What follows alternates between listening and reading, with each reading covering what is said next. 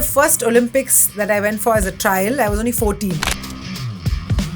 Now, unfortunately, that year, none of us made it. Since nobody had qualified, somebody went and paid money under the table and they got to go. My dad would just say, see, you need time to race. Training is one thing, it is a bit boring. But for me, I found the excitement in racing, Was it easy to make the transition from player Very to coach? Easy, yeah. The challenging part, like if you see like a Sachin Tendulkar, is they don't know what they want to do after. For me, I really feel if I hadn't had that back surgery, if I had the funding, I could definitely have made another Olympics. Somebody like a Neeraj Chopra. Was it a surprise that he didn't get gold this time? We were talking to a lot of the athletes there who are with us, and they were all saying the same thing, that Arshad Nadeem is like a freak of nature. Vinesh Fogart, after what happened, she still can, 4 to 5 crores per endorsement deal. So sports does pay off financially as well. Along with all of this that's come in terms of technology, there was a specific speedo swimwear which was banned. Tell me about that. I found that very fascinating.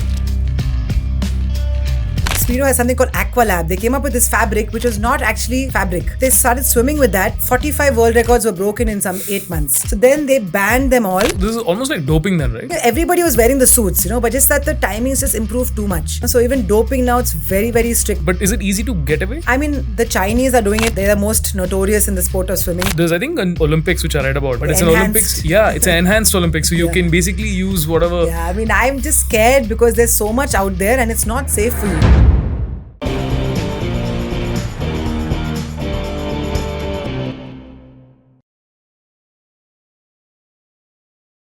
Nisha, thanks a lot for making time and coming and doing this. Sure. I've known you, like I said, for the last decade or so in Bangalore. I've heard about you a lot, your coaching academies and everything. Really glad I'm getting an opportunity. I've always wanted to speak to athletes, and first time speaking to an Olympian, which is like even bigger. Thanks so much. And so the reason is, for me, growing up, I wanted to be a cricketer. Correct. This is a very distant plan B, what I'm doing now. Okay. So, but this is the closest I can, revisit and sort of exchange thoughts and be part of that sort of conversation of Definitely. I think once you're a sports person at any age, it's something you don't really grow out of. So for the few people who probably, out there who haven't heard of you, what's the origin story? Yeah, I mean, it wasn't one of those fairy tales, It's not that I got into the water, I swam like a fish. Quite the opposite. I actually had a near drowning. I was just 5 years. I was playing with some friends, and by mistake, a friend knocked me into a small fish pond. Oh. And obviously, I was tiny at the time, only 5, and the water was over my head. So I swallowed a bit, and obviously, in a few seconds itself, my dad was there to pull me out. But that little incident, I think, sparked this kind of fear in my mind. So I did have some hydrophobia to start with. I was actually scared of the water. And I lived in Chennai. I didn't even like going to the beach too much. And it was one very hot summer in Chennai. I was about 9 by that time. And we had a swimming pool close by. And my dad said, listen, the heat is just insane. Let's go and do some swimming classes. So for some reason, I think maybe just the heat, I said, okay, let me go and try it. And didn't go very well. The old-fashioned technique of them taking you and throwing you into the deep end on day 1. That's what happened. And the coach was actually the main coach, his wife. She was taking the girls and the ladies. So she didn't really have the knowledge. So I hated it immediately. I started crying. I mean, I went down in the deep end. I swallowed water, scratched my coach, and finally came out on the first day and told my dad, that's it. I don't want to do any more swimming. I'm done. And that's when he said, listen, Nisha Millet, I paid 100 rupees. You're going to finish these classes, and in those days, in the 90s, 100 rupees was a lot to a young kid. So I was like, okay, let me finish these classes. So that's how the story began. I didn't really learn much. So it was actually my dad who was a good swimmer. I grew up in Chennai on the beaches. So he said, okay, let me just take her to have fun. Let her start to enjoy. He realized I didn't enjoy the water. So initially it was just me and my dad, my sister joining after school. We would go, he would throw coins in the water. We just feel better because we're out of the heat. And slowly started picking up the skills and started really enjoying my time in the water. And before you know it, I was able to swim about a lap of the pool. And I think I was very ambitious at a young age because just swimming a lap, I saw a team training in the pool. And I went up to the coach and said, I'd like to join. And he said, how much can you swim? I said, 1 lap. He said, well, that's not good enough. So practice, maybe if you can do 10 to 20 laps, we'll look at it. Yep. So I think that kind of the drive came from within, that I want to join this team. It looked like a lot of fun. Young girls and boys, and they're racing against each other. So for me, I think the competitive part of sports really kind of drew me in. So once I joined, a few months later, my dad and his friends would actually help me. They taught me how to breathe. So when I got a little better, I approached the coach. He allowed me to join. And like they say, the rest is history. Right. I just took to it really quickly. I mean, it's not that I had not played other sports.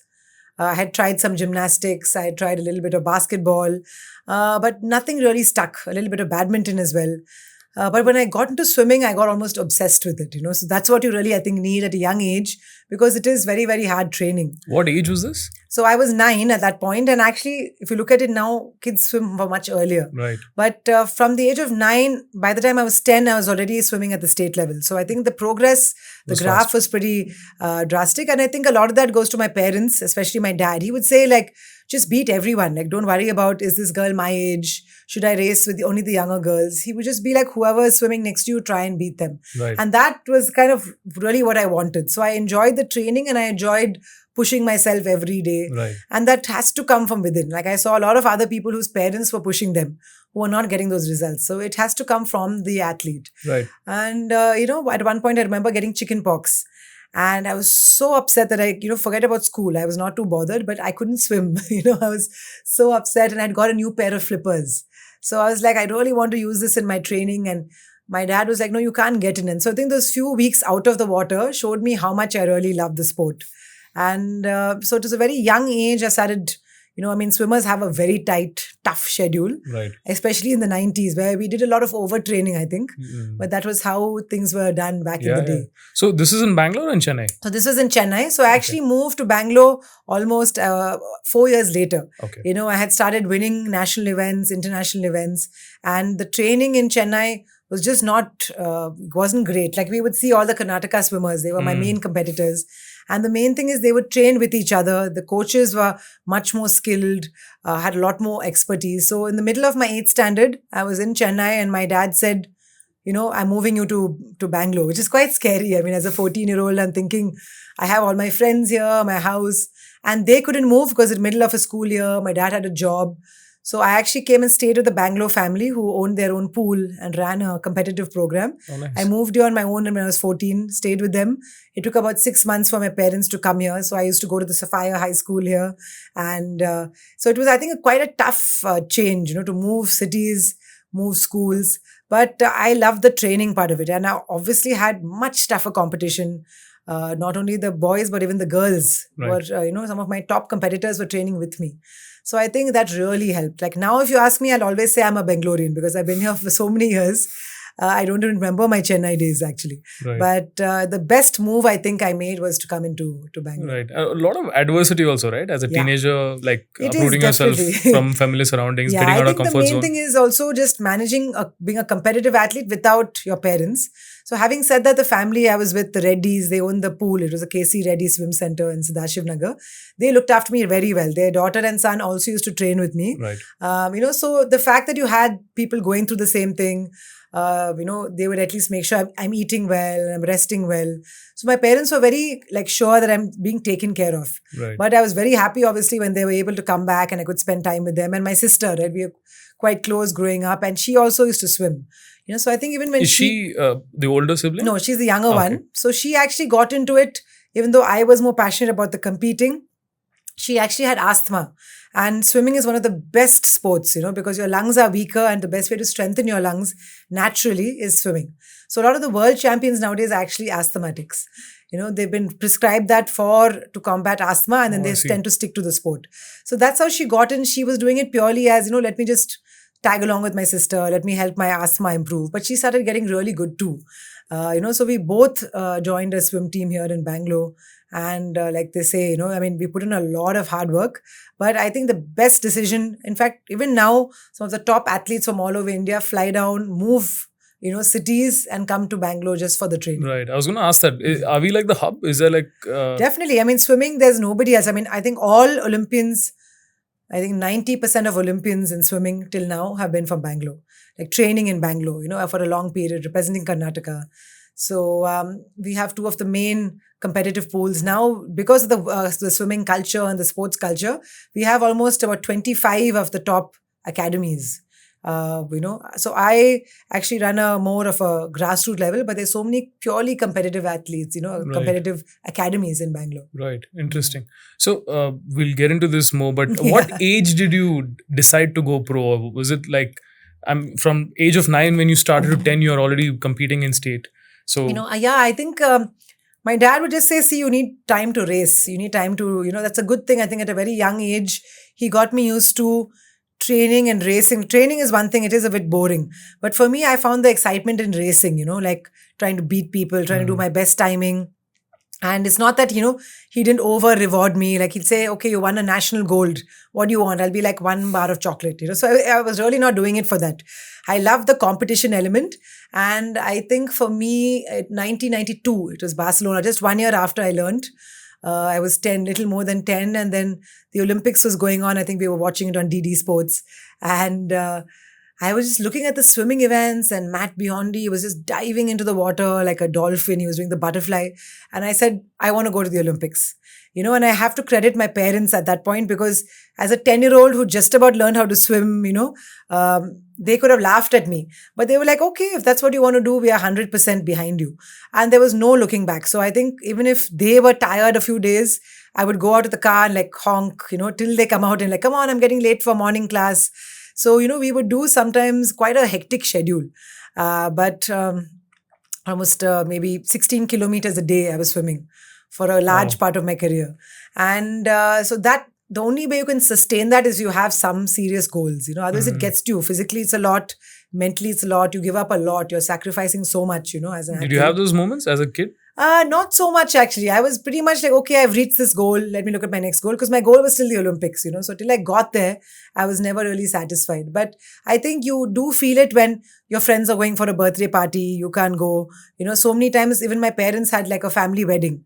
And they'd be like, Nisha, we are going. Okay, because somebody has to represent the family. But you stay here, and I would be with either another swimmer or with the coach and his family, and I would still do my training. Right. So the sacrifices, like, a friend of mine, Aparna Popic, she's one of India's top badminton players. She says it's not really sacrifices. You're choosing every day to do something, so we shouldn't really use the word sacrifice, right. Which is true. So I literally chose, okay, I'll skip all these parties and school trips and a lot of school and college that I missed out. So I actually, unlike other kids, I was excited to go to school because half the time I was in competitions, national camps. So when I was in school, I was so excited to have those friends who are not talking about swimming. Right. So did you manage to retain these friends through the years? I actually did. And, I really have to credit them because I missed so many of their birthdays. They were perpetually writing notes for me or sharing notes. Not easy, as a sports person, we have to be very selfish. Yeah. You have to, like in lunch, instead of talking to them or chatting or gossiping, I have to be like, oh God, if I want to swim in the evening, I need to finish my homework in lunch break, So they're trying to talk to me. I'm busy doing my homework. So, they really understood, okay, she's doing this for a reason. They didn't take it the wrong way. And they were very supportive. Like they would come to competitions with these big, those chart papers. They've written there like, go Nisha and go Nish Fish. And they would support me a lot. So very nice school days, except that it didn't leave you time for anything else. Yeah. It was just eat, sleep, swim and repeat. So what is your schedule, right? Like, because if you did as much training as you did, and you obviously had to go to school as well. Yeah, so an average day for the entire career of mine would be wake up at about 4:30 in the morning, and just sometimes it's, especially when I moved to Bangalore. Bangalore winters are crazy and we didn't have heated pools, back in the 90s and early 2000. So I would have the Olympic rings, the picture of it next to my bed. So when I wake up, I'm like, okay, this is why I'm doing what I'm doing, So I think that why am I getting up this morning?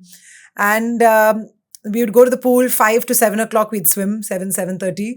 Eat our idli sambar or sandwiches in the car, have our breakfast in the car, reach school a little bit late. We had permission to come in just after the assembly and all those things finish. And we would do a full day of school, then go back just like maybe 10-15 minutes to rest or do a little bit of homework, again back to the pool for 2 hours. And we did this 6 days a week, so we just get 1 day a week off. So it is very, very difficult. No doubt. I think even for my parents, now I've become a swim mom. So my kids also swim. So now I understand the kind of sacrifice from the parents' side. It is my dream, but the fact that they didn't have any kind of social life other than being at the pool, so their social life was talking to the other parents at the pool. But holidays will always be for swimming competitions, and you get maybe 1 day to chill out after the competition. So I think it was definitely a huge team effort to get me to the Olympics. It wasn't just me by any means. Right. Yeah. So when was your first win at a state level? At what age was that? Oh, straight away. I think I learned at 9. By 10, I already won a state medal. I got a bronze. And everybody was so happy for me. I was like angry. I was like, I don't like this color. I don't like this bronze medal. I want gold. So my dad's like, okay, then work harder. You want gold? Right. And so like I really took it on myself. Like, I mean, more than the medals, I was very particular about my timings. Like I had some goals. If I don't reach that, even if I win a national medal, I would be crying. People are like, you just won the national gold. I'm like, no, I didn't get my goal time or I didn't break this record. So the good thing is I was not really satisfied, which is important in the long run, to keep at the sport. Like nowadays I see a lot of kids, they win a state medal, they're like, okay, I'm set for life. I made it and that's it. Having said that, now you have somebody like a Manu Bhaker, right? Who showed us that two medals in the Olympics is possible. So it's all about, I think, just dreaming big dreams. So 10 was when I won my first state medal. I went to the nationals and I think the graph in the first 2 years was crazy. I had massive improvement and I also was I was almost this height at 10 or 11. I grew really fast. Then, of course, the growth slowed down. But moving to Bangalore kind of made it a much more professional environment, whether it is, having people your age, your speed to train with, going for more competitions. Right. So that's the main, I think, racing more and competing more, that helped me a lot. And from there, nationals was what? The very next year? Yeah, the same year. When you come first or second in the state, straight away I went to nationals. I think I got a bronze there as well. And after that, I didn't get any bronzes. I was like, I don't want to do this. I want to get my gold medals. And I quickly really took to freestyle and backstroke, which are very similar, but they're also the most competitive. So I would swim everything. Like at one point, I remember my first senior nationals, I was still a sub-junior. So I was only 12, I think, at the time. And everyone said, why are you going for the seniors? That is for older people. And there's no age limit. Like anyone can take part. I said, I want to race with everyone. And I think the fact that I didn't understand, okay, these are senior, taller, older than me. It didn't even occur to me. I didn't stress. I was not worried. And they didn't know who this young kid was. I mean, they'd heard about me a little bit. I think the lack of any kind of fear or pressure that I put on myself, I did all the events, the 50, 100, 200, 400 and 800 freestyle. I won all 5, Then everyone kind of stood up and like, oh, wow, she's 12. She has already winning at the senior level. So I think that's when even the coaches started paying attention. This is around the time that I decided, okay, let me move. Few years after that, we realized that I was beating even the boys in my team in Chennai. The coach was not serious. Like he would write the, workout on the paper, wet it and stick it to the wall and be like, do it, And then he'd go and he'd do some learn to swim or something, So I really needed to step it up. I knew that, okay, I need to now start competing at the international level. So I think by about 1994, I started doing a lot more international competitions. Then I realized that you could be top in India, but internationally you have a long way to go. So that helped. In fact, we had a lot of Asian competitions. So in Asia, I got a couple of medals. So I think, unfortunately, 14 onwards, I should have had some international exposure. So when I was a little older, I did get some exposure. I had a brief stint in America. Then you realize like, wow, we are nowhere, Right. I mean, in India, you think like, wow, I'm the national champion. You go to America, you won't even make the finals in your age group. So then you understand I have a long way to go. So I think, and we didn't have things like social media. So we didn't understand, what are the timings, what Right. are people doing? So the decision to switch from Chennai to Bangalore, Yeah. did you make that decision? No, nothing. I was just told. My dad just said, Oh, his dad did. yeah. Okay. So we trusted him fully because, he is one of those very dialed in. In fact, he used to always say studies is coming in the way of your swimming. He would be like, there's too much studies. And my mother would be like, no, she has to have a good education. No one's saying come first, but you need to attend your exams. You need to get good marks. So that was one of the reasons I was allowed to stay in swimming if I did my studies properly. Right. But it was my dad who just said, listen, I've spoken to 2 of the top coaches. Even as a swimmer from Tamil Nadu, we understood that they're at a different level. Right. The way they train, their focus on technique. So then I moved to one of the coaches in Bangalore. A few years later, I moved to the other coach. So I think the 2 of them have produced pretty much all the Olympians till Right. date. Who are they? One is Nihar Amin. So he is the first coach that I moved here to train with. He's still coaching. And then when I qualified for the Olympics, I was training with my coach called Pradeep Kumar. So Right. both have been the national coach for many years. So Pradeep now, he now has a wonderful academy he set up in Dubai. because this the facilities, everything were at the next level. Right. So we have somebody called Sajan Prakash. He's the first double Olympian from swimming, and he trained with him. So I think almost all the Olympic and the international swimmers, the Arjuna awardees for a good 10-15 years were just from these two clubs, Right. And of course, they had a huge round of, a whole lot of swimmers, like something like 700 to 800 swimmers, hundreds of coaches and, support staff. So the setup in Bangalore is unlike anything else. Slowly, other cities are catching up, I would say. Mumbai is catching up, Delhi to some extent, but Bangalore still remains the hub of swimming. Yeah. Very interesting. So at what age did you look back or you look forward and say, okay, now I can make it to the Olympics? I think the first Olympics that I went for as a trial, I was only 14. So this is the 96 Atlanta Olympics. Oh, nice. And what happens is the International Swimming Federation publishes the qualifying timings. Right. And what happens is, that if you qualify at these timings, you will automatically go. Now, unfortunately, that year, none of us made it. There were about almost 4 of us trying on the girls. None of the boys made it. So what happens was there's so much of politics in India. Since nobody had qualified, somebody went and paid money under the table and they got to go. And this girl has actually not swum in India. She's an American. Father is Indian. Lived all her life in America. We've never seen her before that year. She came, some money exchanged hands. She swam for India. We never saw her again. She went to Stanford. She had a really good, work career. She never continued in swimming. So at that point, I think my parents had to sit down. I was obviously devastated. And when my parents went to the federation and said, why don't you sending her? They're like, oh, she's only 14. She has so many years, But they're like, yeah, but she's a national champion. She has that potential. They're like, no. So my dad was very clear. Listen, I am not going to pay anybody to get you to the Olympics. Right. You have to earn your way. So the qualifying times. They release it much in advance. So it's the 16th place time of the last Olympics. So you would have made the semi-final of the previous Olympics. So in 2000, I was trying to make the 1996 semi-final time, which is still very fast. If you look at the fact that in swimming, 120 plus countries participate, it's a huge field. So it is pretty much in 96 that I said, okay, I will give up everything.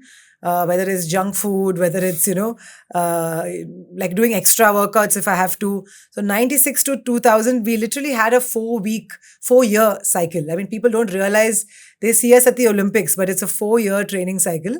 And I was still, when it's getting close to 2000, I was still a little far away from that mark. So I was quite stressed out. A really lucky thing happened. In those days, there was no funding of any kind. And my parents, had kind of sold the house, put some of that money, not all, almost all the money. They sold our family house, put something like 60 to 70 lakhs or more into our swimming. And I'm talking about in the, in 2000, and very, very difficult because then my mother had to go back to work, lot of financial issues. And just at that time, the International Olympic Committee, the IOC who conducts the Olympics, they gave out a scholarship to what they call the third world countries, including Indians, and athletes who they felt had potential to reach the Olympics. So like Abhinav Bindra got it. I got that scholarship. So that allowed me to choose a place to go and train, just in the lead up to the Olympics. So I decided to go to Australia, much closer. We had some relatives there who, could at least help out in terms of, any kind of help we needed when we were there. So my mom actually came in with me. We went in Jan of that year. And the training was so very different. I mean, swimming we thought, okay, we were doing a good job. When you go there, the first time I've spoken to a sports psychologist, a nutritionist, and I'm talking in 2000, which we didn't have these experts. Maybe the cricketers had it, right. Like maybe a Rahul Dravid or a Sachin Tendulkar had it. We didn't have the expertise or the funds to get these experts in our sport. So going there and having this whole professional team work with you, in a matter of 4 months, I managed to qualify for the Olympics, So I still had a couple of months spare, but that just shows you like that little elevation in your training routine, having it being a little more systematic. Biomechanics was looked at, underwater videos would be filmed, so then you realize, wow, if I get that help, I can actually swim much faster. Right. So those 4 years, I think, was a very crucial period for me. So having got that scholarship to go to Australia, that was life-changing. Right. And this is 96? No, this is 2000. So 96 to 2000, just me training. Got it. And I just decided that, okay, I just have to focus then on a few strokes. I had mentioned I had swum all the freestyles. Right. I narrowed it down to the middle distance. So that's 200 and 400. And I had the best chance of qualifying. And it's slightly easier to reduce your time compared to a sprint where it is 0.1, 0.2. So I think what helped was being in Australia is one is their mindset. They are so tough. Like you see the cricketers, right? They do a bit of their sledging, all that, but at the same time, they are 100% dialed in and they're mentally very strong. Right. So the mental element, I think, really helped. I went straight away, they're like, why don't you go to a sports psychologist in India? I was like, we don't even have any.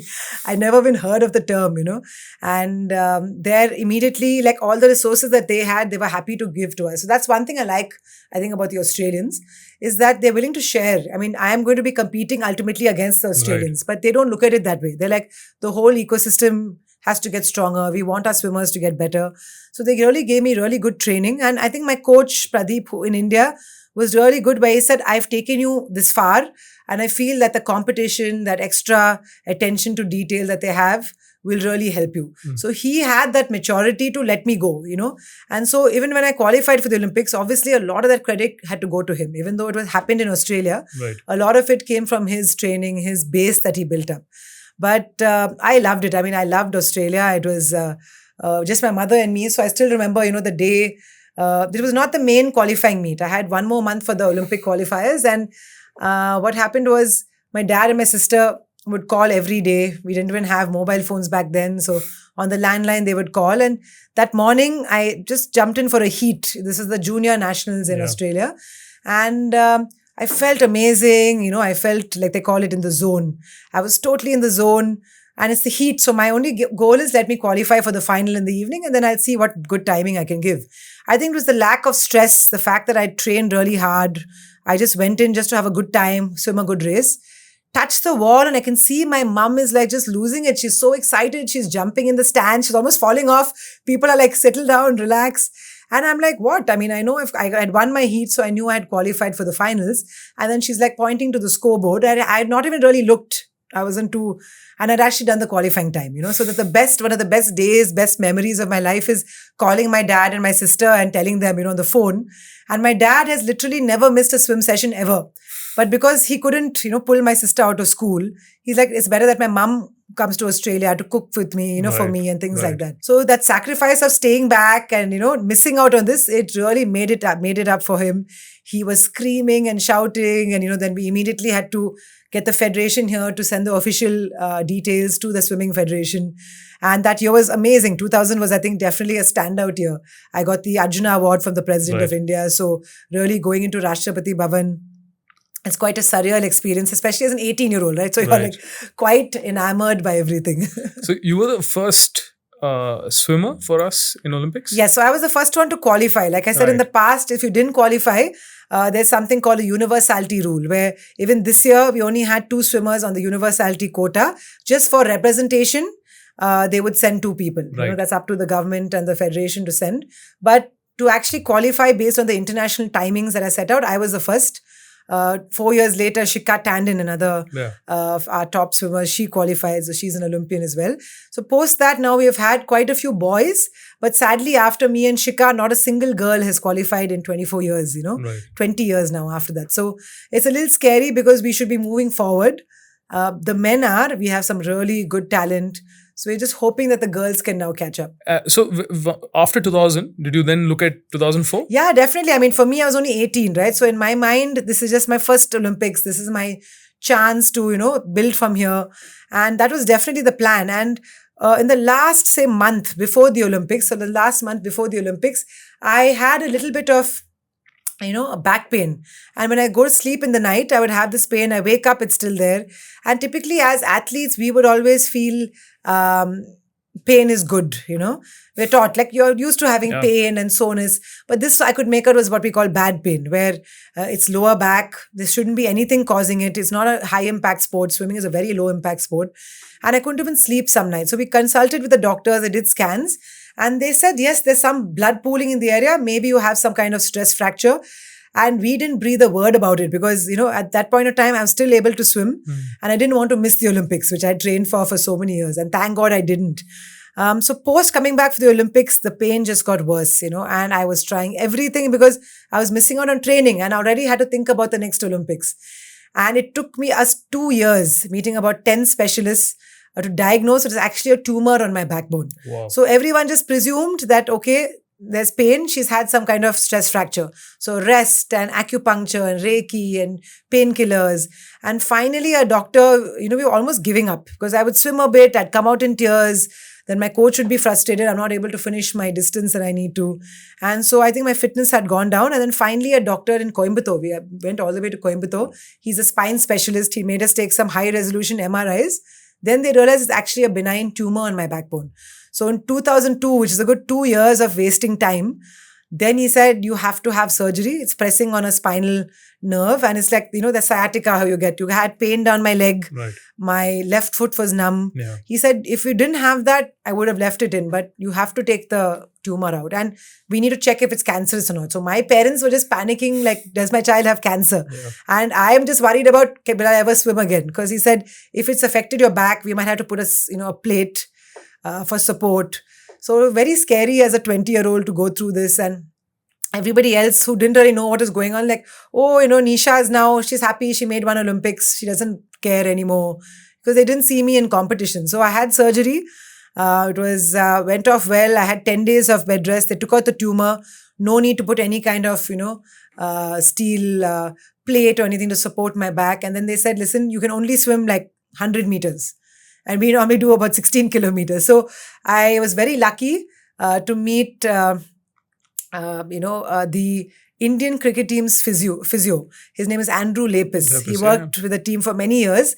And we did not have that quality of sports medicine in India in those days. I happened to meet him at some event, and I don't follow cricket at all, but I had my mom, went and told him and said, can you do anything? Because she has this surgery coming up and she wants to get back. And he said, trust me, the Indian physios cannot handle like post-surgery return to sports. They will take you like 5-6 months. I'll get you back in the water in a month. He refused to even let us pay him. I'm always indebted to him because he said the Indian cricket team pays me enough, so don't worry. So only thing is, wherever he was in India with the team, I would fly there and get treatment from him, and he'll have a very strict regimen I had to follow. And he was impressed with my work ethic, that good, you're following it, that's why your rehab will get better. So in a month's time, I was able to get back into proper swimming. I swam at the national games, 1 or 2 events. I was not allowed to dive in still. I could do only the backstroke events, which is starting from inside. And thanks to Andrew Lapis, really, I got back into the sport. I had 2 years. I went to Australia, got another scholarship, managed to go and train there. Unfortunately, not a fairy tale ending. So the qualifying time, I missed out just by a couple of fractions from the Olympic qualifying time. And while the 2004 Athens Olympics were going on, I made the qualifying time, which is too late, right? So unfortunately, at that point, we had put so much of our family funds into it. Like, my parents were ready to literally beg, borrow, steal to get me to the next Olympics. I just had to, I think by the time I was 22, I was a lot more mature. Like, literally, we only had a car to our name. We had no savings. Everything was going into swimming. My sister had retired. So I just told my dad, listen, we cannot go on like this. Like, we at least need to be able to make rent payments and food. So I said, I'm stopping, So it was such a heartbreaking kind of moment. Like, my father had withdrawal symptoms for days. He used to go sit at the pool. I just feel like, why? Right. But then he realized that things were really tough financially for us. So purely stopped swimming for financial reasons. And that's the point I said, let me start earning and then supporting my parents. They were also working, but not able to cover, to make ends meet. So I started, the first thing, it came almost naturally to me that I want to start teaching. But I didn't want to start doing competitive coaching, which I had, been taught for so many years. I really felt like the way I was taught, like, I could have almost quit swimming. If my father had not made me have fun in the water, if I had just gone for that one very bad swim camp, I would never have gotten into the sport, which got me to the Olympics, Right. So my thing was, let me start an academy where it's all grassroots level. Anybody who wants to learn, whether you're 60 years old or if you're 5 years old, you at least start to enjoy the water. No more throwing people and slapping kids, and So that was the idea behind it. And so immediately, how old were you again at this time? I was 22 Okay. When I started. So I did some coaching certification. Wow. And it was quite young, actually. Quite young. And also, like, in those days, the facilities were not there. Right. So no heated pool. So we had like a peak season. Summer would be great. Once it comes to monsoon and winter, there's almost no classes. So it was very difficult. People would be like, why don't you just take a government job in swimming? They would give you postings with either the police or railways. I was like, you know what, my dream is not to be a ticket collector or, a sub-inspector. I really want to be involved in my sport. So I wouldn't say we were just about able to make ends meet. I mean, when I say me, I was also supporting my family. And slowly they also started enjoying it. My dad decided to retire. I said, come and coach with me. So my entire family actually started the academy and we all worked on it together. And then the big change came a couple of years later when I met my husband. And he's not a swimmer, but he really fell in love with the sport. I taught him proper swimming. And he said, listen, you have an option of taking it and becoming more professional. I had no idea of the back end work, how do I manage a database? I didn't know how to manage Excel or Word. And, I couldn't even do a simple document. I couldn't take care of payments. So he really helped kind of put things into perspective. He, a lot of systems in place, hiring more coaches. Because by the time the demand was crazy, I think nobody had, but we were one of the first academies who wanted to make it fun. We had people who would be in the water talking to you, making sure nobody's crying and screaming and being thrown in. And we started having a lot of adults also. Like we've taught so many 80-year-olds, how to swim. And then I realized, wow, this is really doing well. So we started hiring a team. And now it's been, almost, that was back in 2004. So it's been about 20 years now. So the academy has really grown over the last few years. Was it easy to make that transition from player to coach? Very easy, yeah. Or was it more of like a realization that, okay, the athletic career is a lot more challenges? I think the challenging part, like if you see like a Sachin Tendulkar, is they don't know what they want to do after. Yeah. So you tend to stay maybe longer than you should. I mean, for me, I really feel if I hadn't had that back surgery, if I had the funding, I could definitely have made another Olympics. But at that time also, I realized I was quite far away from getting a medal.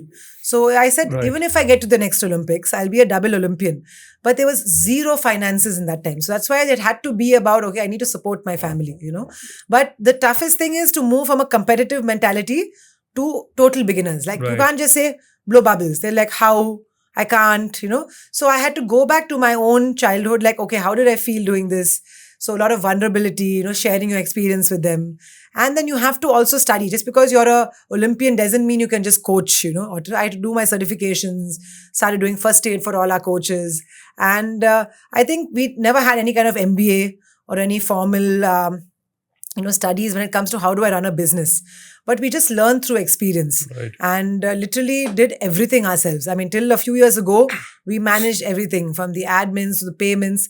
Now, of course, we have a huge team. But the good thing is literally, if you ask my husband to go into the pool and do the maintenance of the pool, he can do it. If you ask me to teach total toddlers 1 to 4 years and sing nursery rhymes, I can do it. But if you ask me to do the competitive batch also, I can do it. So I think I have a very good what do you say? Like I know your podcast is called Wired In. So I'm very wired into the sport of swimming because I have kind of like a many different perspectives. I mean, I was an athlete. I was a learn to swim coach. I'm a competitive coach. I also now am a swim mom. So it pretty much covers everything, in that ecosystem of swimming. So, if a parent comes to me and says, this is a challenge I'm having, I can understand because my daughters swim as well. So it's a good way so you kind of understand. Otherwise, you're kind of out of touch of what other people are going through. So even when the swimmers, if I'm talking to them and they say, but I'm finding this difficult, as a swimmer, I can tell them, but I used to do this or try this. So I feel it makes a big difference, to having played that sport and really falling in love with the sport. So for me, I have the same kind of joy when someone wins a medal or if somebody does their first lap of swimming. It's not that, I only want the medals. Sometimes if somebody has done 3 batches with us over 3 months and they finally learn how to swim, that sometimes gives me more satisfaction, Right. So I think the reason that transition was so good is, one, I got to stay in my sport, which I loved. Like my friends still say, like nothing has changed in 20 years. You still smell of chlorine. Your work uniform is still swimsuit and track pants, and you're still doing something you love. So it doesn't really feel like work. Like even when I wake up in the morning, I'm not like, oh God, what time can I clock out today? It's going to be a tough day because every day the challenges are new. I have a different swimmer I'm dealing with. The water might turn green or it'll be raining. We have to figure it out. So it's something where you're never ever bored, I would say, right. And of course, teaching somehow to me came very naturally. I think it comes from my dad. He would make me just like watch, in those days we had VHS tapes. He would buy VHS tapes from America. Somebody's coming down. He would get them to bring it, make me watch other swimmers and say, what's wrong with their stroke or what are they doing which you're not doing? So he made me kind of study the sport, learn about technique, about biomechanics.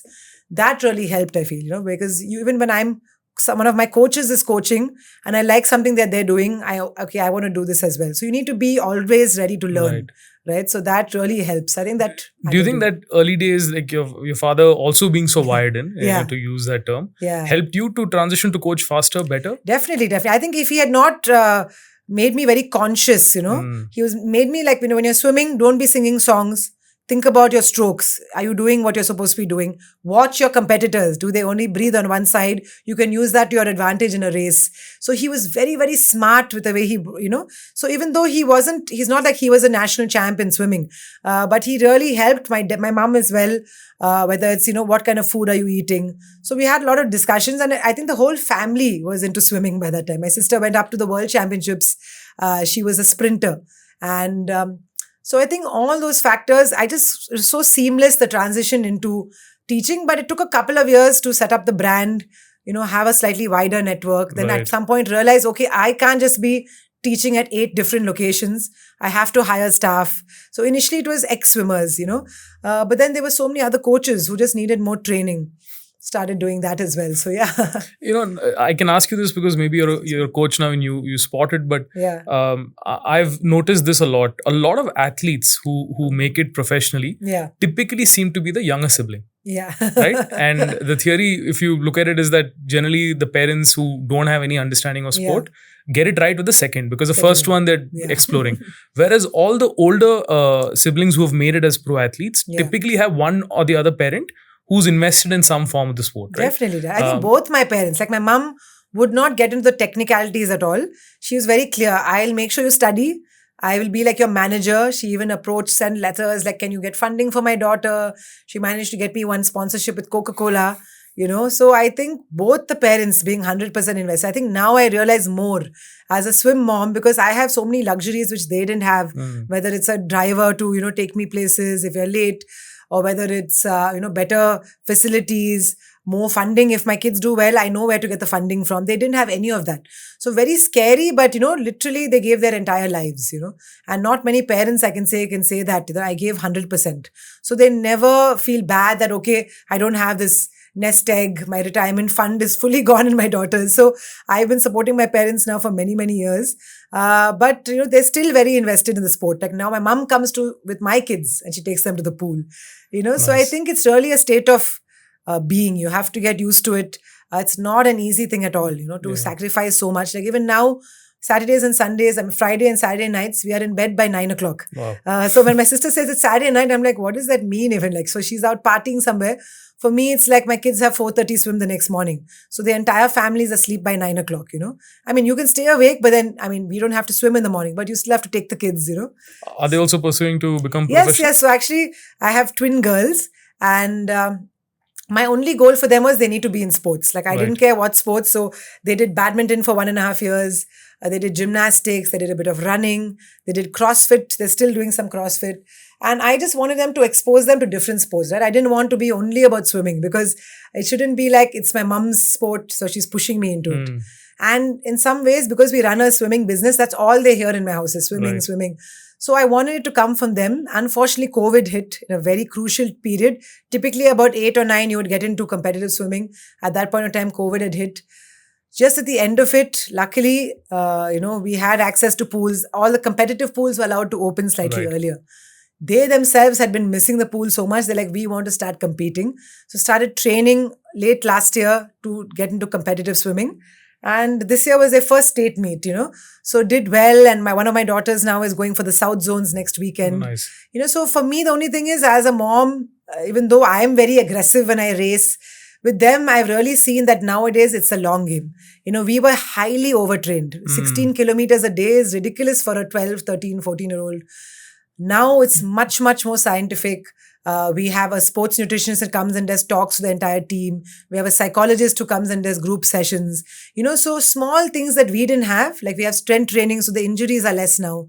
We give them more, like Saturday and Sunday evening, all our swimmers are off. where like you have to have a life also. Right. You have some friend's birthday party. Some of them come and say, "Ma'am, it's my best friend's birthday," including my own kids. I'm like, go for it, Right. If the Olympics is in a few years and you're training for the Olympics, that's a different story. But at 10, you should feel that you are still in control of your life. Is the key at that age to get them to love the sport and fall in love with it? Yeah, that's it. I mean, you just want them to enjoy the sport and pick up. They have to do a certain number of sessions. So we tell them once in a while, if you miss, it's fine.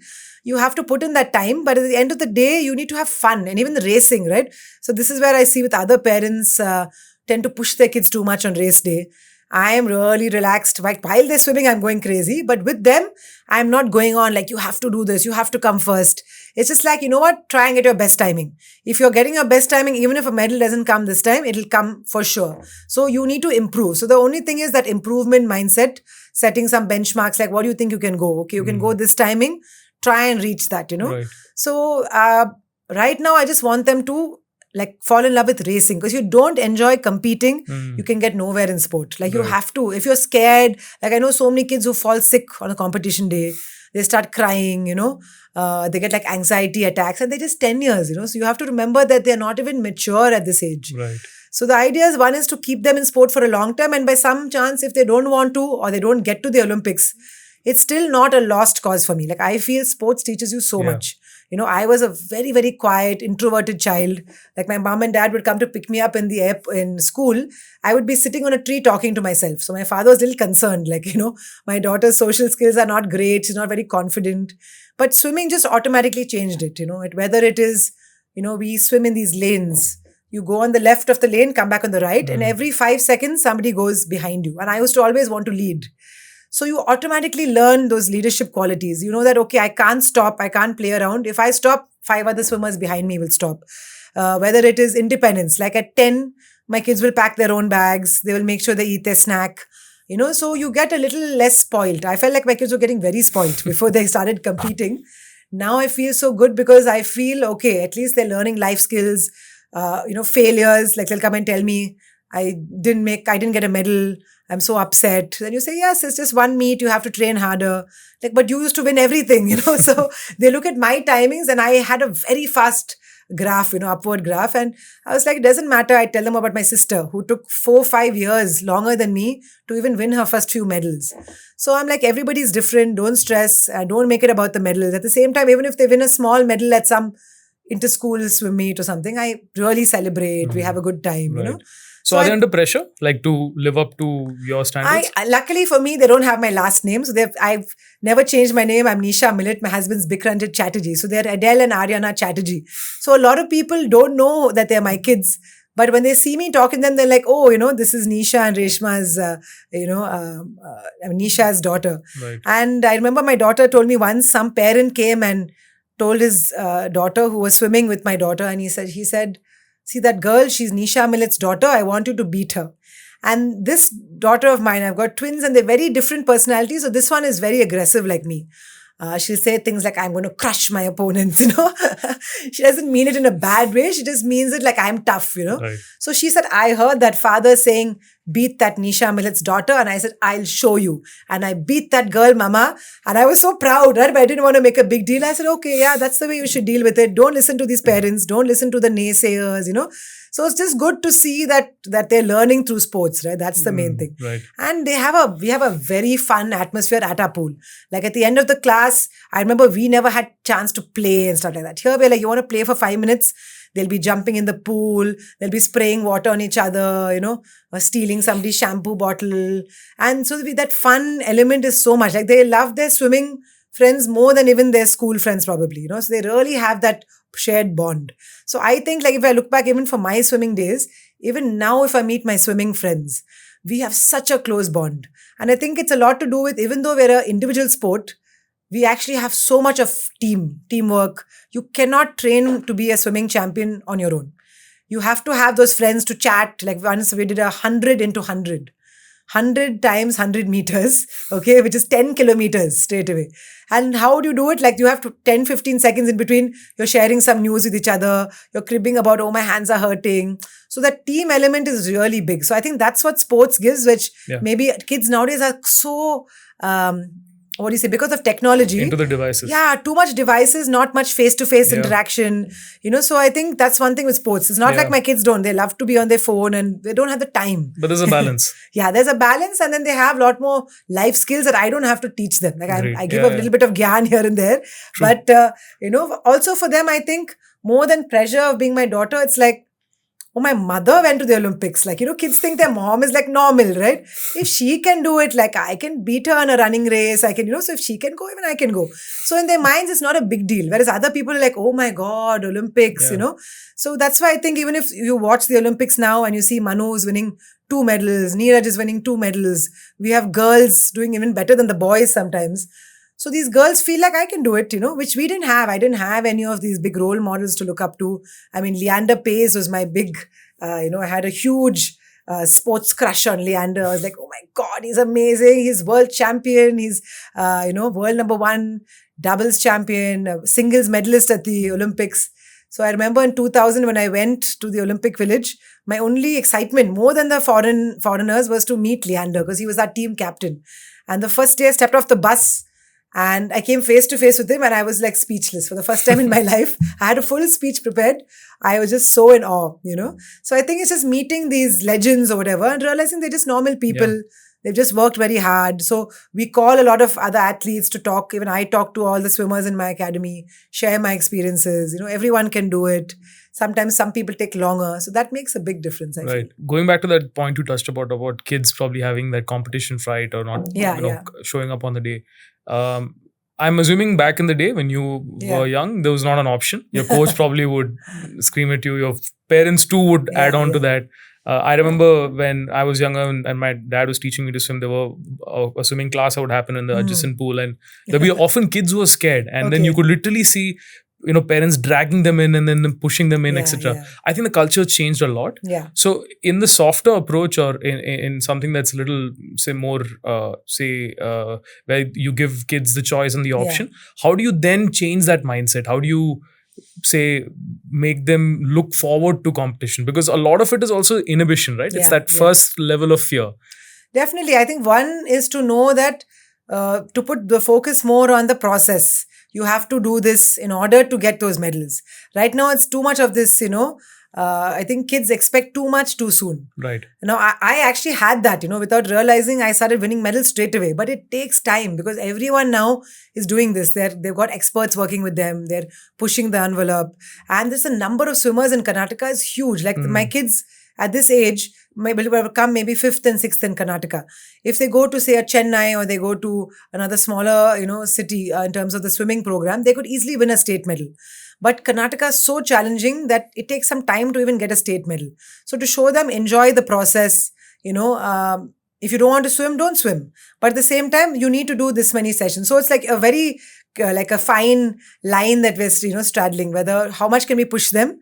Okay, but also trying to explain that you should want to do it, Right. So we talk a lot. So I think for now, the difference is the coaches and there's a lot more communication with the athletes. Right. We didn't have that. We chose to study. Nowadays, they can go onto YouTube. They can watch reels.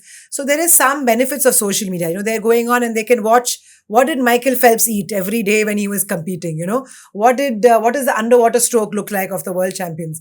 They have that access right there. So like even I tell my kids, if you're on the phone, why don't you do something which will help your swimming, or watch like a world champion? Why are they so mentally strong? Right.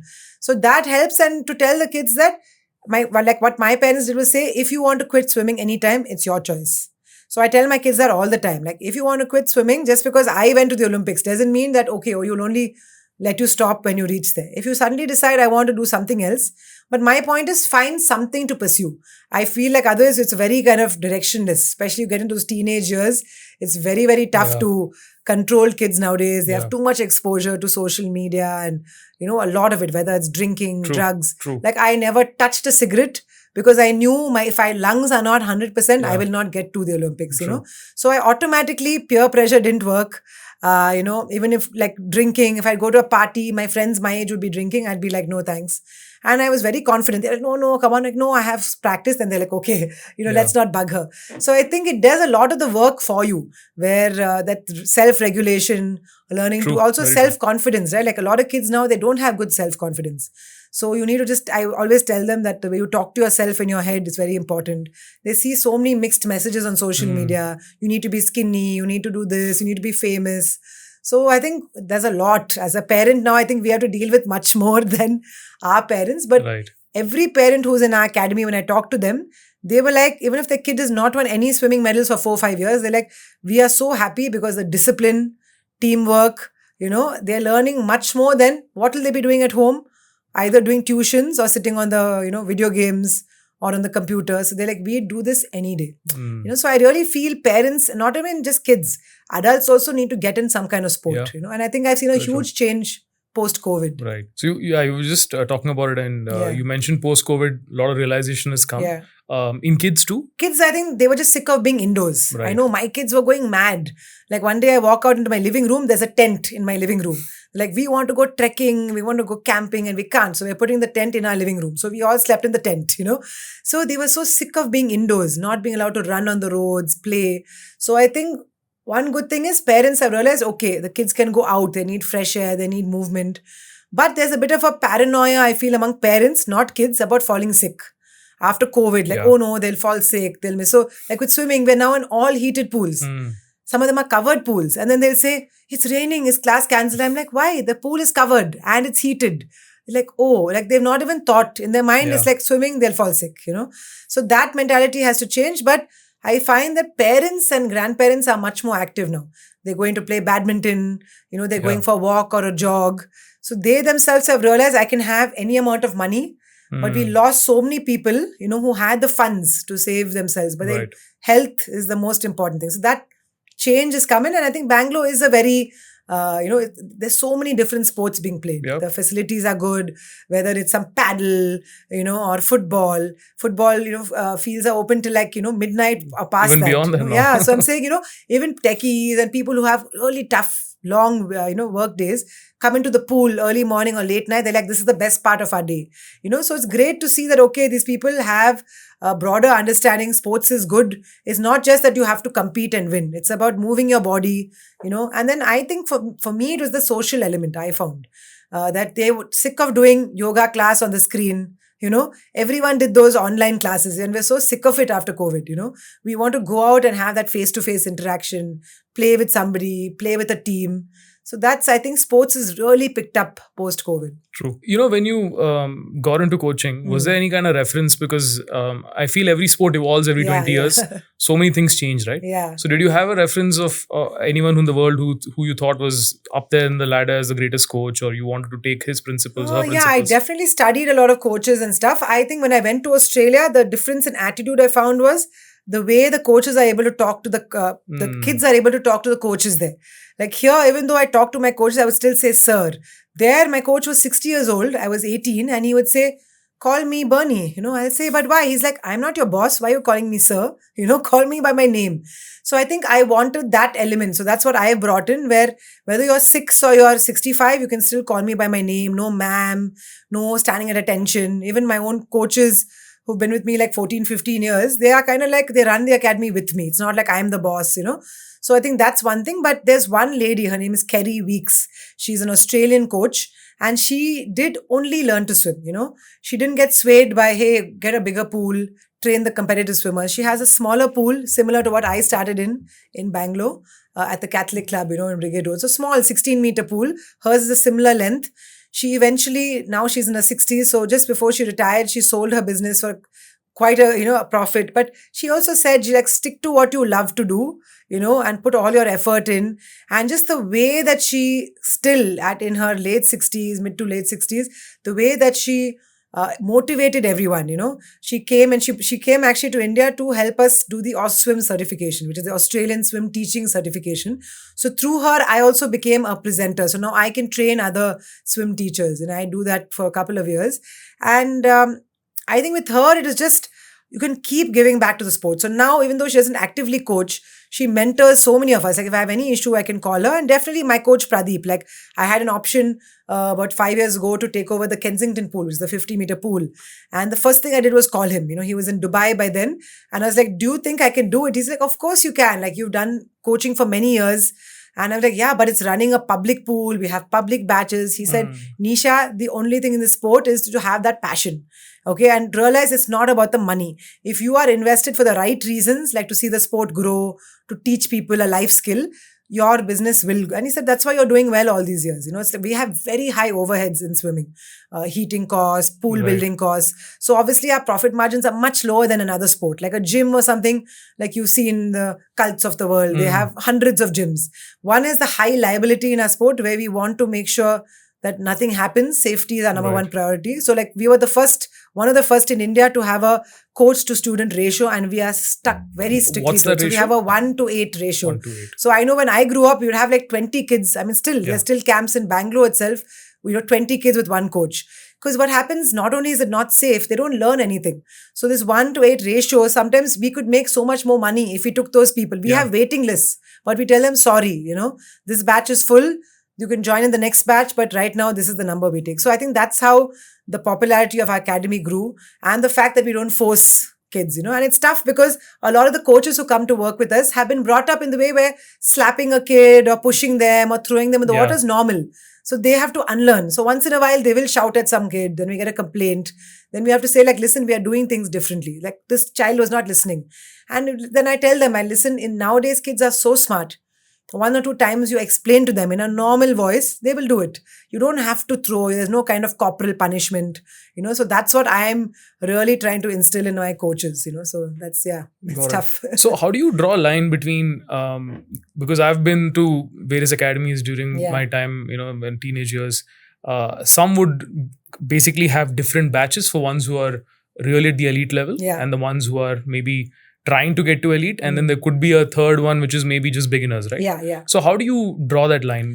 So what happened was a couple of years into my coaching, I got an opportunity to also go to the Australian through this Swim, and it was a kind of like a program where the Australian and Indian trade departments actually organized for a couple of coaches to go there to Australia and learn. So when I went there, I was telling them that I really want to have some kind of certification, like you said, to make it more organized and something that will encourage kids. And they were so nice. They brought me into their office.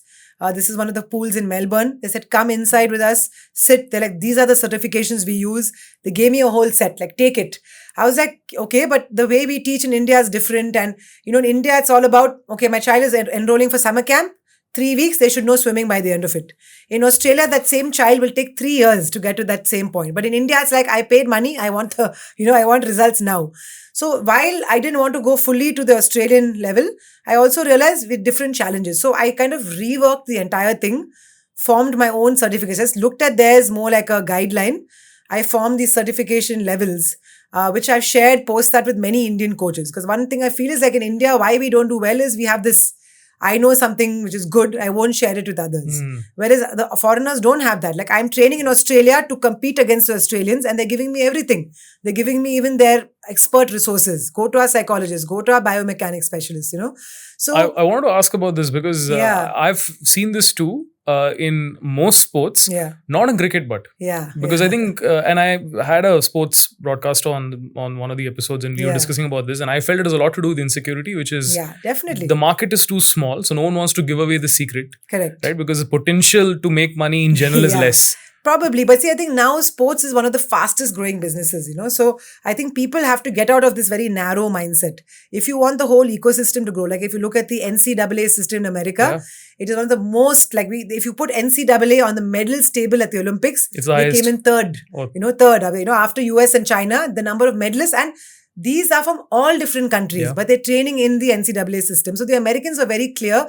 We want the best talent from all over the world, because if they improve, our swimmers will improve too. And you can see America is still topping the table. So we have to be able to share resources. We have to also get our swimmers into this NCAA system. We have a few now who are starting to compete at Division 1. We've had a lot of Division 2, Division 3 athletes, but Division 1, I think, very, very difficult. You have to be top 100 in the world to even get to those. Almost everyone who represents US in any sport of course. comes Swimming, out of Division 1. Basketball, running, athletics. So I think we have to understand that we have to like take and also share.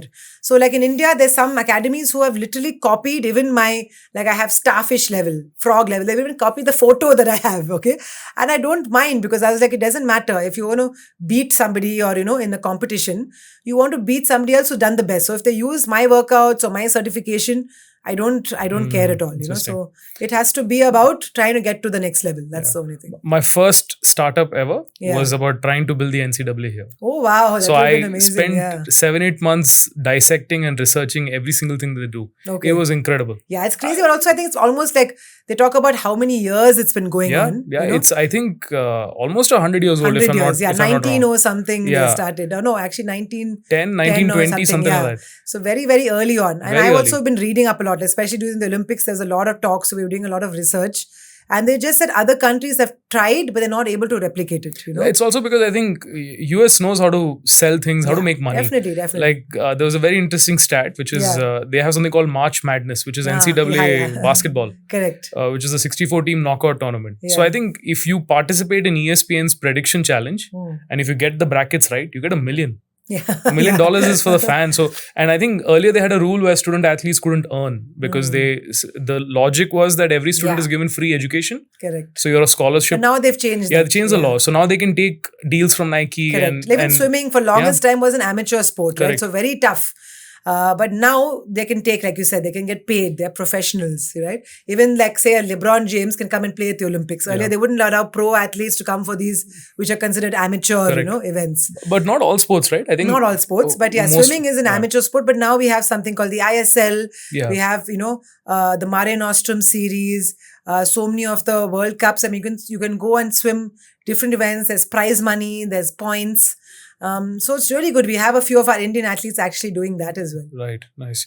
So I was just going to ask this because I saw an article of yours where you said your school really supported you in your career. Yeah. And I have a theory, which is in India, most athletes come out of academies and coaching systems, and school is just incidental. Right?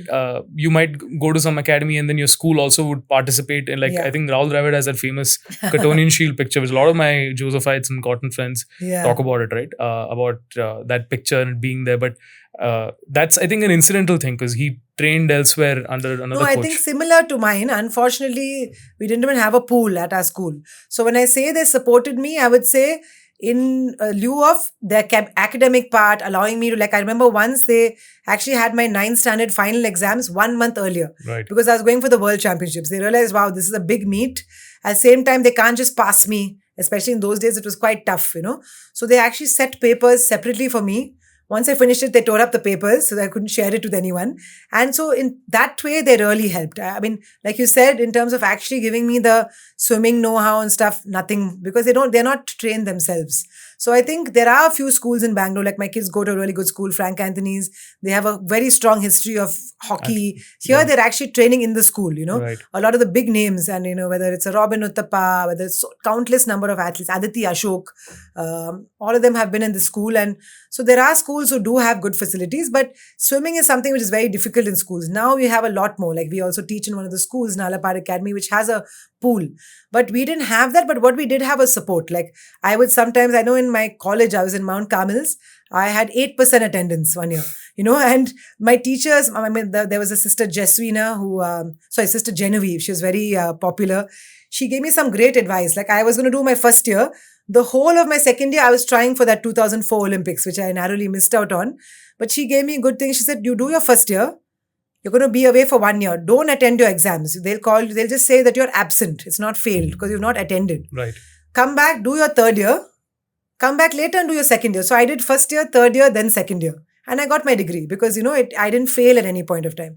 So that's where the difference, the mindset has to change in India, where studies is not everything.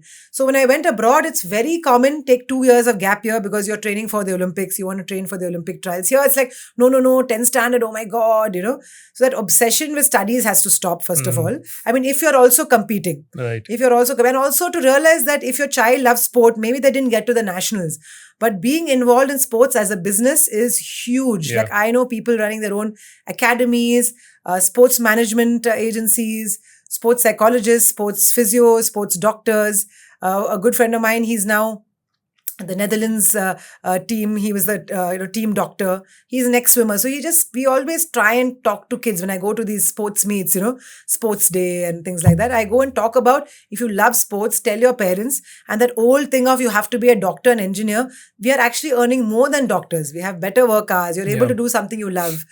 So and if India actually does put in the bid and we win for the Olympics, it's going to just take off. Already I can see that upward trajectory. There's more funding in sports.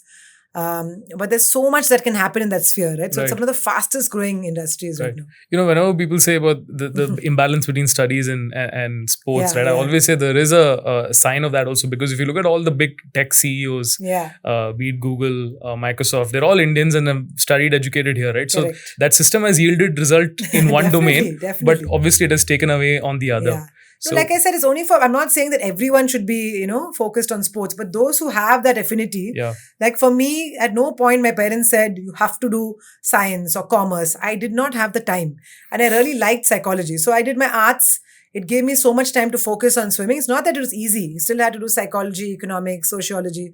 So I still had to study, but I didn't hate the subjects. I know so many of my friends who just hated whatever they studied, and they've never used it. Half of them, some of them are doctors and they don't practice anymore. They're doing something totally different, So I think we need to kind of foster more like entrepreneurship in India. Right.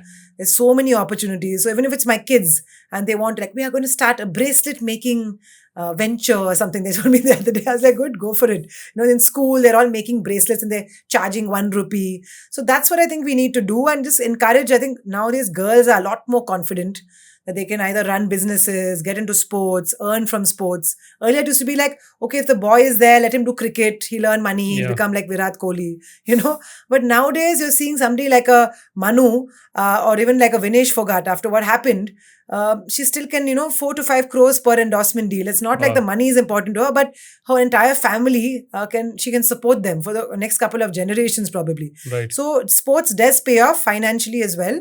And it does pay off in terms of, I think, going into work, not feeling like, you're stuck. I have so many part-time coaches who have full-time jobs and they're not enjoying it. And of course, maybe the money is good, they're staying, but they come and do part-time coaching with us and they find much more joy, much more, rewards from teaching. And that's like a sign to show that, you really should be following a passion. Some of them are like, when I'm older, I will just leave and do what I want to do, So I think we need to get kids to do what they want to do. It's not that only sports, but whatever the kids want to do, help them. I mean, if they just want to fool around, it's different. But if you have some, goals and you want to work towards it, great. So do you do these sessions with parents? Like telling them? Definitely. So especially when I talk at schools, I started off because it has to start from a young age, right? I know even some of my kids' friends, their parents say, you have to be a doctor. They're like, I don't even like the sight of blood. I'm scared, I don't want to be a doctor. So I tell my kids, tell them to tell their parents they don't like to, they don't want to be a doctor. Because in our days, you wouldn't talk back to your parents. But now at least you have, parents are understanding, kids are smarter, a lot more aware. Okay. And so social media, there's a good and a bad. They also know a lot more. But at the same time, they're able to say it, They're able to say, I want this or I don't want this. So I think as parents, we just have to regulate and support. We should not be dictating what they're going to do. So it's not that I want my kids to run my academy. I'd love it if they, took it over. But if they say, no, we want to do something else, start my own business, or I want to go work in another company for somebody else, that's fine. But it's not going to come from me. Right. That's the main thing. Right. You spoke about the finances. So you obviously took a big gamble. Your family took a big gamble. Of course, did you see the returns of that in those 4 years of, because generally I feel Olympians have a shelf life of 4 years typically. No, in our days, there was zero returns. I mean, in my entire career, I think maybe 1.5 lakhs from the Arjuna Award in those days. And I think in my entire career, I got one 3-month scholarship, which would have been about maybe 3 lakhs. Zero prize money in those days, no support. 1 or 2 individuals actually helped out. Like an Indian guy who settled in America read about the fact I'm trying for my next Olympics. I'm not getting funding from the government. He sent money over saying, I have a daughter her age. I would give anything. And she has a very comfortable life here. If I had a daughter who was talented, I would put that money. Literally, like mom and dad were like, so can we at least talk about your company name, say that you sponsored? Nothing. He sent one of the top swimsuits which are not even available in India. And he knew my family vaguely, but the fact that somebody could read an article, send a huge amount of money, and that helped me go and train abroad, so very nice for him to do that. But now things have changed in a huge way. So one thing is, if you're at a certain level, the only problem is we are losing a lot of kids in the school level. So if you get to the school national level, you have the Kelo India, there's a little bit of funding there. Some of the academies, whether it's a JSW, OGQ, Go Sports Foundation, Baseline Ventures, all these guys are supporting athletes from the maybe say 14, 15. But we lose athletes before that, Right. And the top guys are getting very well taken care of. Like I know even our swimmers, even though they didn't qualify this time for the Olympics, they went through universality. They got maybe 3-4 times more than what was given to us. So if they could provide bills, if they could say, I want to go for this competition, funding would come in. Of course, it depends on the performance. So swimming, the problem is we have not had that big medal. Like, so you saw how badminton took off after Saina and Sindhu. Yeah. We have not had that big moment, but also it's a much tougher sport.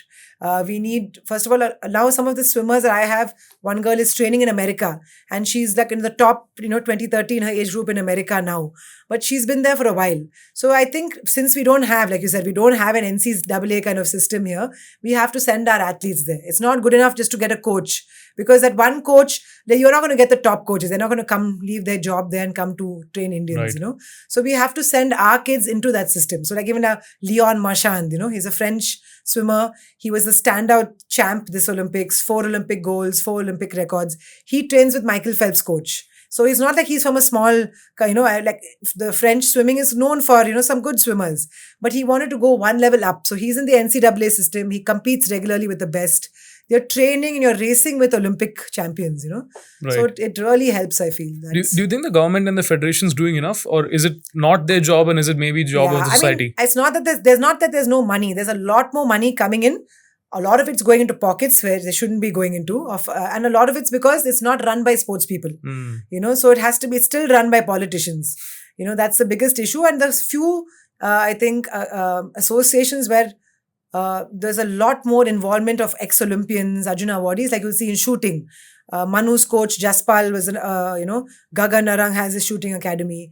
So I think you need to invest back into the sport. So I tell all our swimmers, if you go abroad and you become like a sports psychologist, get your degree and everything, but come back and help the Indians out because the foreigners have enough, right? Yeah. So if you can come and start improving the quality of the ecosystem here, and it takes like an entire village for that one athlete. Like you see the kind of number of people that are surrounding a Neeraj Chopra, whether it's at IIS, Indian Institute of Sport. So you need that entire, so you should just be doing your swimming. Like when we were young, my mom would be my dietitian and my dad would be my psychologist.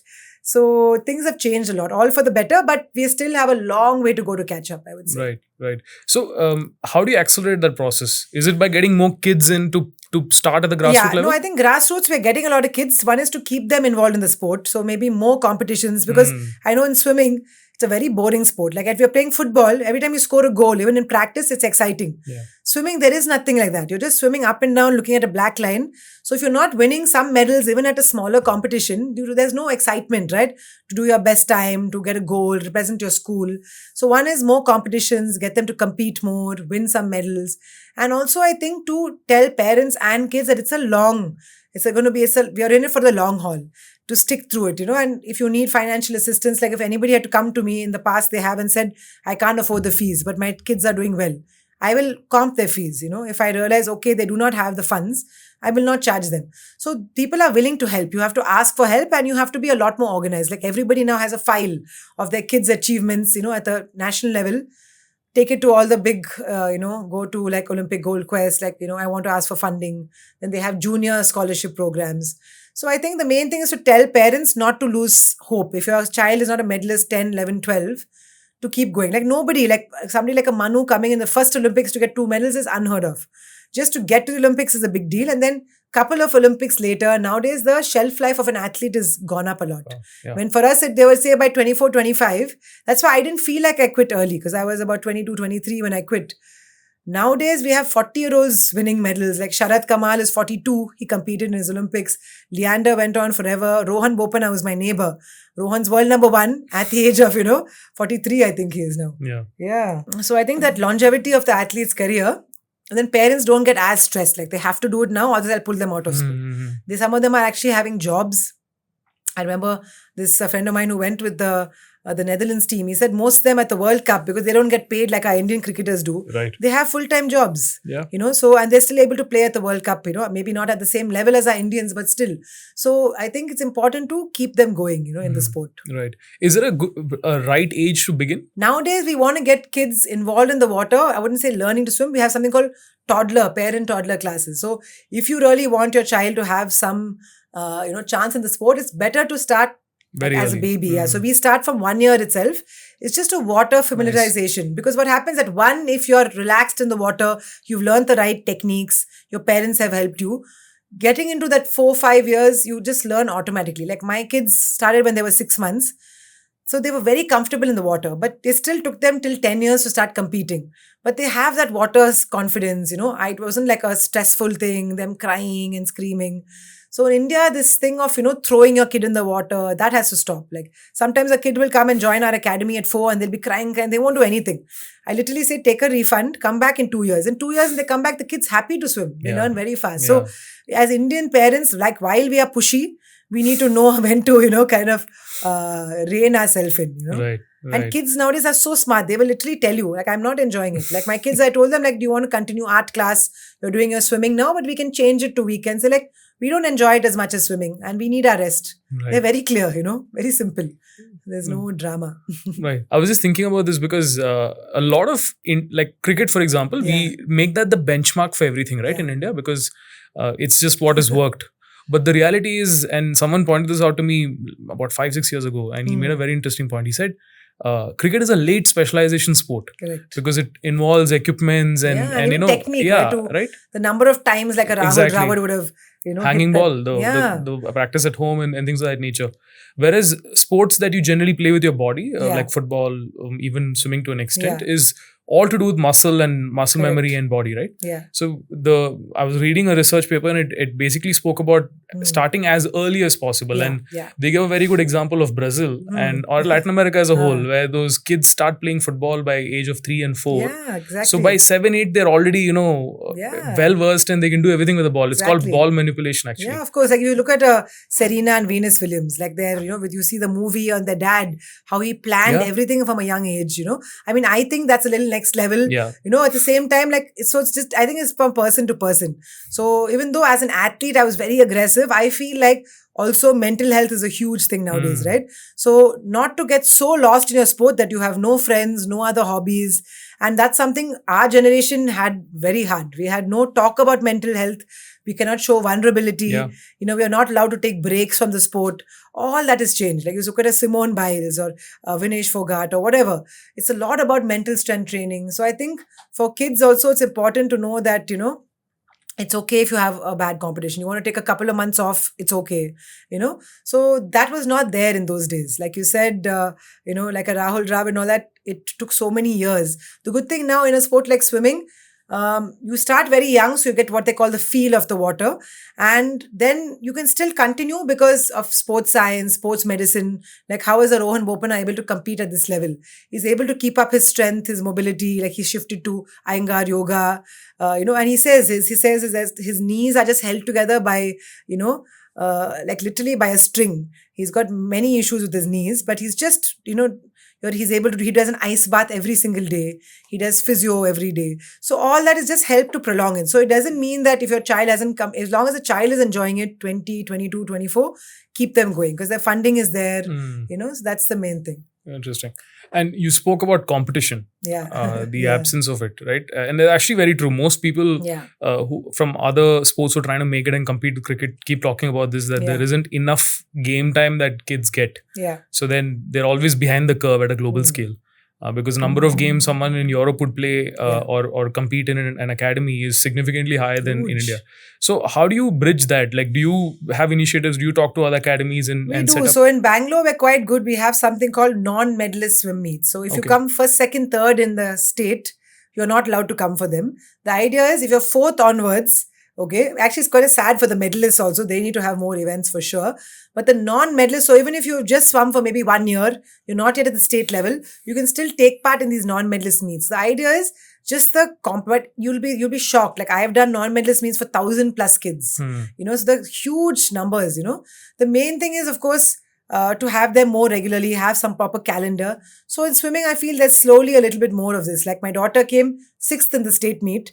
Yet what there is, the first and second go for the nationals. So third, fourth, fifth and sixth, they've taken them for the South zones next week. So for my daughter, whose first state meet it was, now you're going to the South zones. You're swimming against, from Tamil Nadu, swimmers from Goa, from Kerala. She's so excited. She's like, wow, I'm going to get a Karnataka t-shirt, and it gives them a huge motivation. Like it's very, very tough for her to medal at the event, but she's in the Karnataka relay team, which has a good chance of a medal.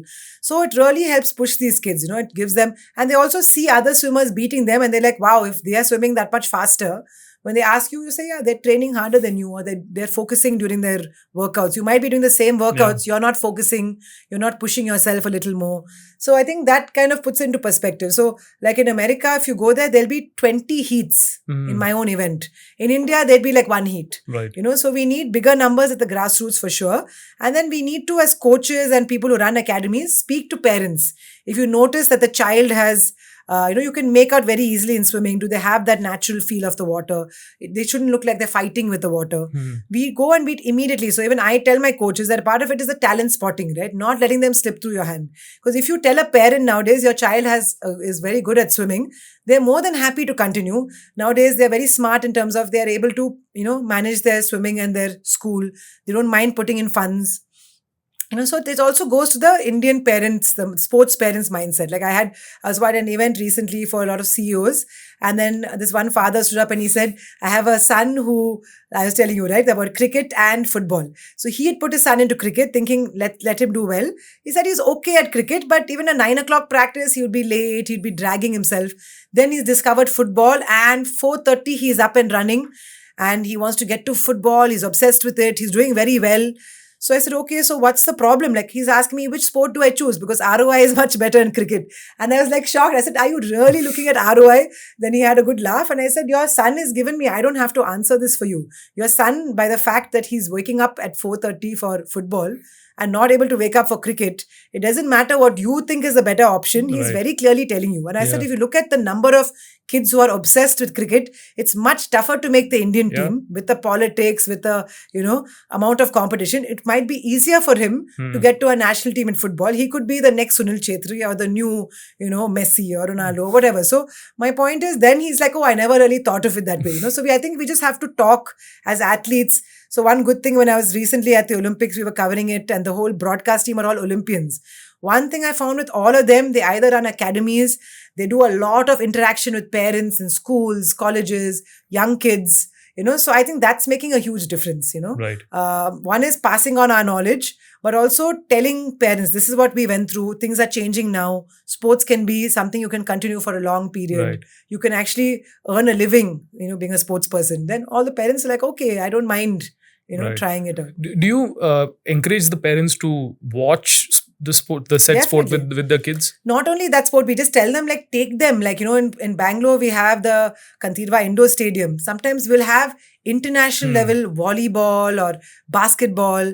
I like just take them for different sports, Even the kabaddi has become such a big thing, right? The kabaddi league, there's a volleyball league. So we tend to only be going for the matches, the cricket matches. So I'm just saying, if there's a swimming meet, we don't even have a ticket to enter.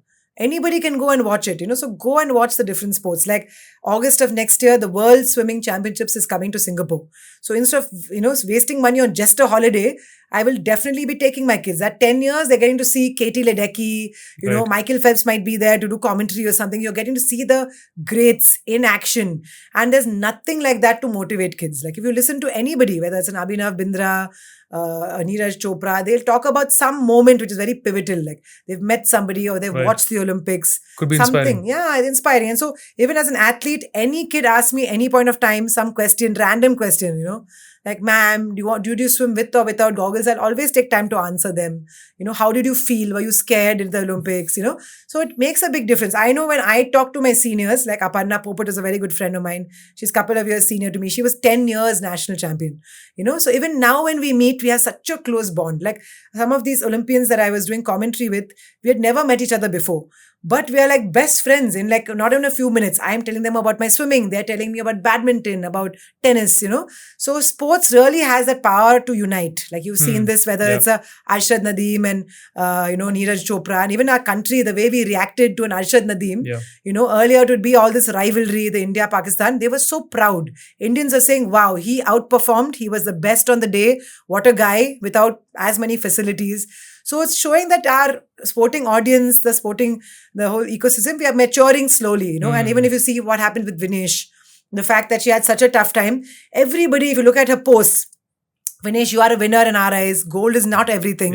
It's just a medal. To us, you are our gold medalist. So I was so happy because in our days, it would be like, I know every single interview after my Olympics was like, oh my God, what a disappointment. You came 32nd. But I had won my heat, which was a big deal. I had qualified at the age of 18.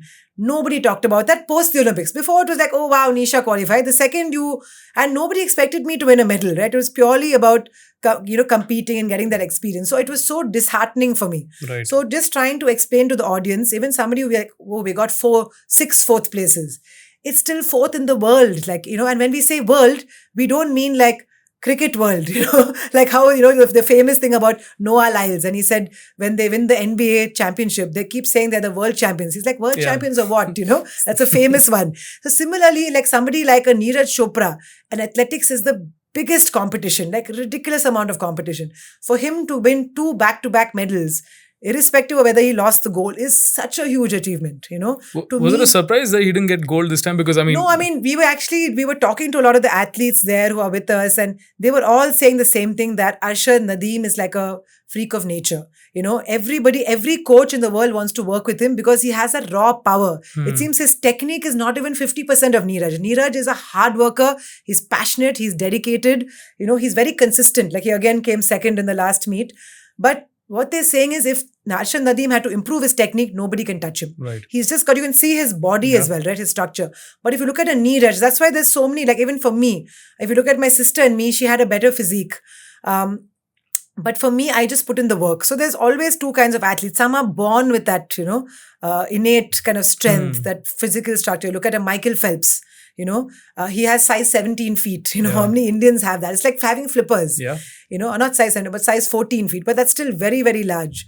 So we have to kind of realize that sometimes it is also genetics. So that's why in some sports we may be having, we have more of a chance to compete. But if you look at right now wrestling, we just recently had under 17, we got 4 gold medals at the World Championships. Right.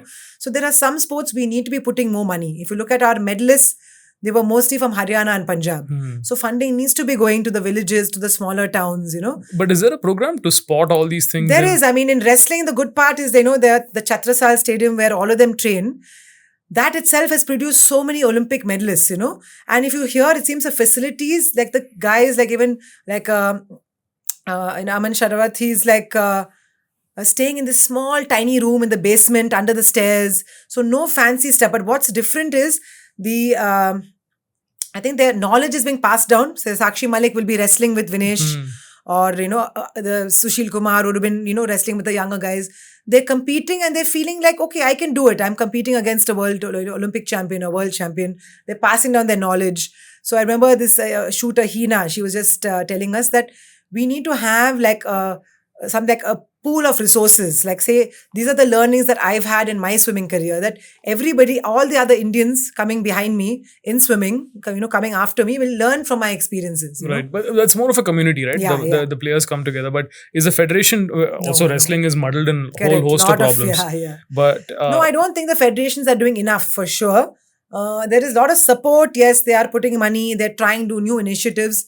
But the problem is not allowing the professionals to come into the governing body. That is one of the biggest issues.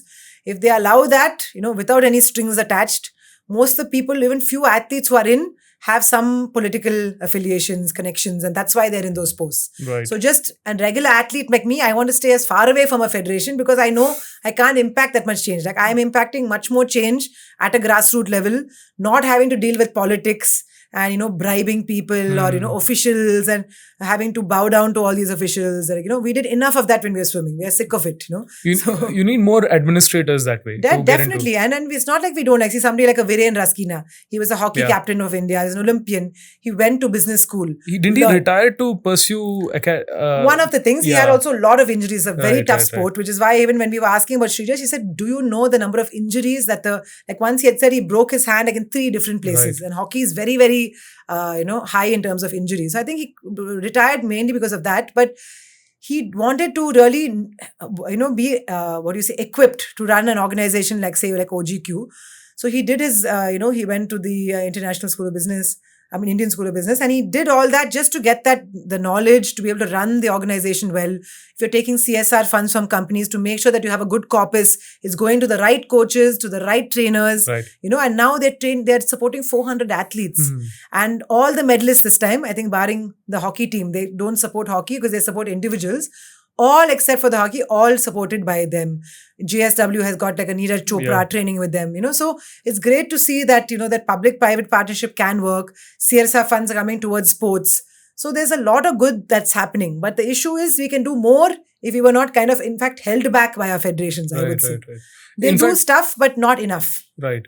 In fact, my theory has always been we are so good at cricket because it's a cultural phenomenon, right? Yeah. It's also the BCCI. Yeah. That's the thing. But I think the win in 83 World Cup and then the finding stars of like Kapil Dev, Sunil Gavaskar, then obviously Sachin changed everything in the 90s. Yeah. So we've always had that, but we've got glued in as a community. Like everyone in the family sits and watches. And see, they're not dependent on the government for anything. Yeah. BCCI has its own, Correct. beast, I would say. So if we had to have like a BCCI run a sport like swimming, make it more, fun, get more viewership. So a lot of it's also about viewership, right? So they try to do that with the ISL, which is the International Swim League. They changed the format of swimming. They introduced something called skins, which is faster, more exciting. We have teams. And one of our swimmers, Sajan Prakash, actually got into it. First Indian to go into the ISL. But nobody even knows it. Nobody would show it here. Yeah. So like I was trying to tell people, why don't you broadcast the World Championships? They're like, how many people actually want to watch it? Even the Olympics had maybe 20% of the viewership, 25% of the IPL or the World Cup, So that to me is ridiculous. So also we have to encourage Indians to, and some of them are ex-sports people. Like, so if you're a table tennis player and you're young, surely you want to watch table tennis at the Olympics, And nowadays you can watch on your phone while you're at work. You can, put it on in the night if you have, on your computer, on a TV. So it's, the kids have that exposure. They have the experts, but we need more of a sports culture. We have to build it up even more. Do you have answers on how to do that? Yeah. I think first of all, starts with also parents playing sports. Yeah. If my kids see me playing a sport, it's more likely that they'll join me and they'll feel like active lifestyles, enough. That's why we'll tend to see like a doctor's kids are typically doctors. So it's very important that you play. You don't have to compete at a national, international level. But I see so many parents like post-COVID, they'll be hitting the badminton, playing with their kids across the gate in your own house. That doesn't cost you anything. But the kid might be really good. Then you might say, oh, wow, this girl is really doing well. Let me put her in for coaching. So first is that more Indians have to get into sports in any way, all ages, If your grandfather, like I've had so many grandfathers, they've come to bring their kids for swimming and they're like, oh, it's a shallow pool. Do you teach elderly people? Like, of course, any age. What's your age limit? We're like, there's no age limit. So we had 3 80-year-olds who came and learned how to swim. So that embarrassment of taking up something new should not be there. Any age, if you learn it, then you have more people in the sport. Nowadays, masters athletes, to me, are more excited, more regular than even some of my competitive athletes. Like I train about 300 triathletes and open water swimmers. They are more regular to practice and they have work, they have kids, they have, like social lives more than kids. Like for kids, it's only school and your swimming, or your sport. So if you want to make time, you will basically. Yeah, you will. And you'll have to wake up earlier. You'll have to sacrifice a little of your social life. Yes. But I think people are realizing that, even in their 40s and 50s, they're winning medals and their parents might have told them you can't do sports, only studies. Yeah. Now they're an adult. They're like, to hell with you. I'm going to go and I'm going to compete and they're winning. And that medal means even more, at that age. Right. So we need to do that. We need to be publicizing events, whether it's people going and watching events in person or even watching the Olympics, Asian Games. Like Asian Games, we win hundreds of medals now. So if you want any inspiration, like how many people will watch the Paralympics? Like I've been posting nonstop on my social media. Like guys, Paralympics is coming. We got 19 medals, in Tokyo. That is Wow. crazy. And they're saying this time it'll be 20 to 25. And it's more guaranteed in Paralympics because maybe not as many, you kind of know going in what they're ranked. There's not many surprises because there's only that many athletes who do it. But if you look at, we have archers, we have even sailing, we have everything possible. We have, I think swimming, we don't have anybody this year. We have badminton players and, we have so many. We have, Sumit Antil, who is the 3-time world record and he got the last Paralympics gold in javelin. And he's like, how many people know him? He throws almost as much as Neeraj. He throws almost close to 80. His goal is 80 meters. And, he's a paraplegic. He's got one leg. So he has one prosthetic leg and he's throwing. And you imagine, you saw what a physical sport it is. He is brilliant. He, it seems, used to actually be a wrestler. And then he had a very bad accident. And then he decided wrestling is maybe more difficult at that point in time. Let me try javelin. He's broke 3 world records back to back, his own record. I think he currently has the world record. So he was like almost a guaranteed gold. Right. But how many people are willing to support him, watch him? So we have to mature more, I think, as a sporting nation. Yeah. Do other countries contribute to better percentage of viewership for swimming or even Olympics as a whole? Yeah, I mean, I think when the Olympics goes on, other countries stop. They do stop whatever they're doing. My question to Indians is, if you had some random test match and Olympics, which would you watch? Now, if a Neeraj Chopra is throwing, yes, you'll watch that because you think, oh, there's a medal. But if our table tennis girls who made history by making it to the next level, Manika Batra, Shrija Kula, or like a Lakshya Sen, while it is a hugely improved the numbers who are watching, you would still say, I want to watch cricket. Yeah. So that is my point. Like you have to have, like in Australia, the best example I can give you is we were at an Australian state level swimming competition and they divide the pool into half. It is a short course. So half the pool was for the public on one side. We were doing the competition on this side. It's quite a big tournament. Somebody I could hear on the side saying, oh, there's Gilly. Adam Gilchrist had come in with his son just to play around. Nothing. Now, if this is India, just picture it. Virat Kohli is there. Okay, everybody will leave everything. They will stop the competition. The coaches, the officials, kids will all be taking autographs, photos with him. They're just like, oh, okay, that's Gilly. Okay, good for him. Mayana might have taken a photo. Nobody bothered him. Back to swimming. So they kind of treat all the sports equal. Right. Here, there's this obsession with cricket, So, like, on principle, I don't watch cricket because I think there's enough viewership, And I know all the cricketers and I have high respect for them. But I'm saying there has to come a point where we have to watch other sports. Right. Imagine if we take half the funds or half the viewership that we have for cricket and put it into all other Olympic sports, we will be at, 10, 15 more medals. They can't just blame the athletes. Right. Oh, the athletes always fail under pressure. How many times the Indians have failed under pressure? Like if you look at the cricket team, in the Commonwealth Games once, I remember they didn't make a medal. They didn't win a medal. And I remember my friend Aparna had won a silver medal. Right. And instead of showing her silver medal, the media was covering the cricketers' bags going back home on the, at the airport, like cricketers' bags being loaded, shock exit. You have other people, so at least there should be some perspective, So now I think somebody like a Manu, whether it's Vinesh, even without that medal, get people talking about. Even my watchman is telling me, Madam, it's very sad what happened to Vinesh. She's very strong. He doesn't understand so much about it, but at least he's talking, so Right. that social media has come a long way. You can see what your athletes are doing, I think this is where the administration can play a bigger role because Of I think course, of if you look course. at cricket, there's a lot of criticism that goes to Star Sports saying you keep showing Virat's face Yeah, again and yeah. again and again. But they're securing the audience Of essentially, course, right? yeah. Because that's what sells and then they're doing that. I feel a lot of other sports, like every Olympics, this happens where Olympic ends and Yeah. then we're like, okay, we found 5 to 10 new athletes Yeah, who can exactly. become something in the Yeah, future. so you're not following them also Yeah. through those years, Yeah, and I have a problem watching the Olympics because of the same reason. Yeah. Because I'm someone, so I watch a lot of football. Yeah. Through the season, I consume it. That's 38 games of Yeah. league matches, 38 weekends, Yeah. plus whatever extra. I consume cricket. I'm one of Cricket. those test match Yeah, buffs. yeah. I have my iPad on and it's Always kept on the is side watching. Yeah, even when yeah. I'm working. And Correct. I love test cricket, to be very honest. Exactly, yeah. And I also do a lot of combat sport I watch. So like Yeah, UFC so see, you're and stuff. watching different sports. Yeah. That's all I want, for Exactly. the Indians. Not that But- you don't watch cricket. Yeah, but I think for me as a fan, I'm hooked in because I follow it through the season. And a Yeah. season is a very long window. Of course. And then you know the background stories, right? You're invested. Of course. Like, see, I remember this lovely documentary called Sprint came out on Netflix, about the top athletes. And I made my kids watch and they were hooked. They're like, watch it again. One more time. And they're not watching some random Disney thing. They're watching the top athletes. And they're like, wow, look at Shikari Richardson, Yeah. look at the way she trains. She's already the world champion. She's still going to the gym for so many hours. And then they've heard about, okay, Noah Lyles, this is his background. His mom was an athlete. He had ADHD, he had asthma. So when he wins an Olympic gold, you're feeling a little more invested because you know the story, So even when I was doing commentary, I was trying to talk about the story. Like in Aman Sharawat, he lost both his kids, both his parents before he turned 11. And he's brought up by his uncle. Whether it's a Vinesh, how much he's fought against injustice off the mat, stood up for, women being exploited, gone against the government, gone against federations, and still managed to come back and be in a position to win a gold. She lost only on a technicality, not because she was not capable of it, Yeah. So we have really good champions. We have people who are tough. They're such great role models. Like, for me, like a Vinesh Phogat is such a big role model for my girls. Like, imagine the way she wrestled. She beat the world champion who was thought to be undefeatable, unbeatable, Susaki from Japan. Everyone said she's not lost in so many years. And just Vinesh was just dominant, So we have so many great role models. So we also need to talk to our kids, talk to the youth about, why only show Michael Phelps?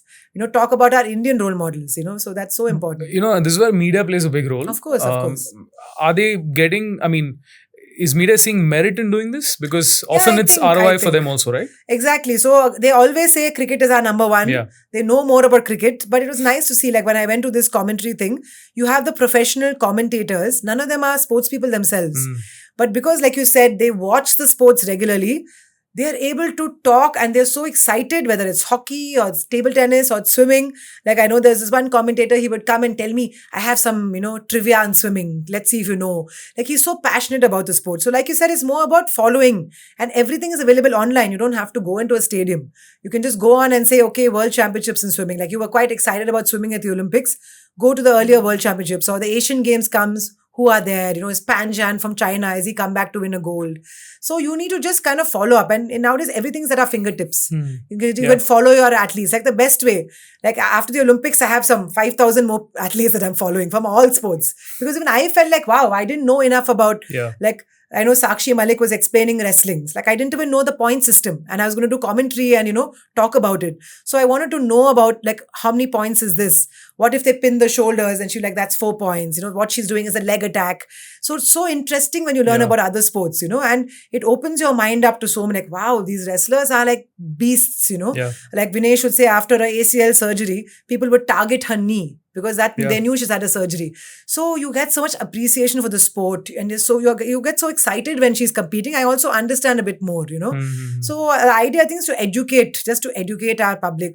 A lot of people are doing it. So I feel online, electronic media, social media is doing so much to, if you want to, you can use social media for good, you can really help kind of spread the word, knowledge about the sport. Like when sometimes I put a reel about, I just did a simple reel once, no fancy crew. Or my husband was taking a video. We were at the pool, at the Hilton. We took a staycation. It was summer. We had our camps. So we said, let's just go to one of our own hotels where we teach, have a staycation with the kids. I was like, you know what? People struggle with side breathing a lot in swimming. Take a video. He had a GoPro, 5-minute shot. I edited, put it back. Like 500,000 views, Wow. So the point is they have that, there's that, people want to know more about sports. Like people will ask me, like, what shampoo do you use to avoid chlorine in your hair? Is this stroke better than this stroke? So I think that communication has to be there. And it comes from, like you said, federation, the whole, athletes putting out some very good info. So things are definitely changing. So I'm very happy with social media for that reason. Right. You're able to consume a lot more. Like I tell my kids, like follow Ian Thorpe, follow Michael Phelps, follow even our guys, Sri Hari, all of them. See what they're doing. Like you're 10, you have like 30 years more of swimming. What can you do?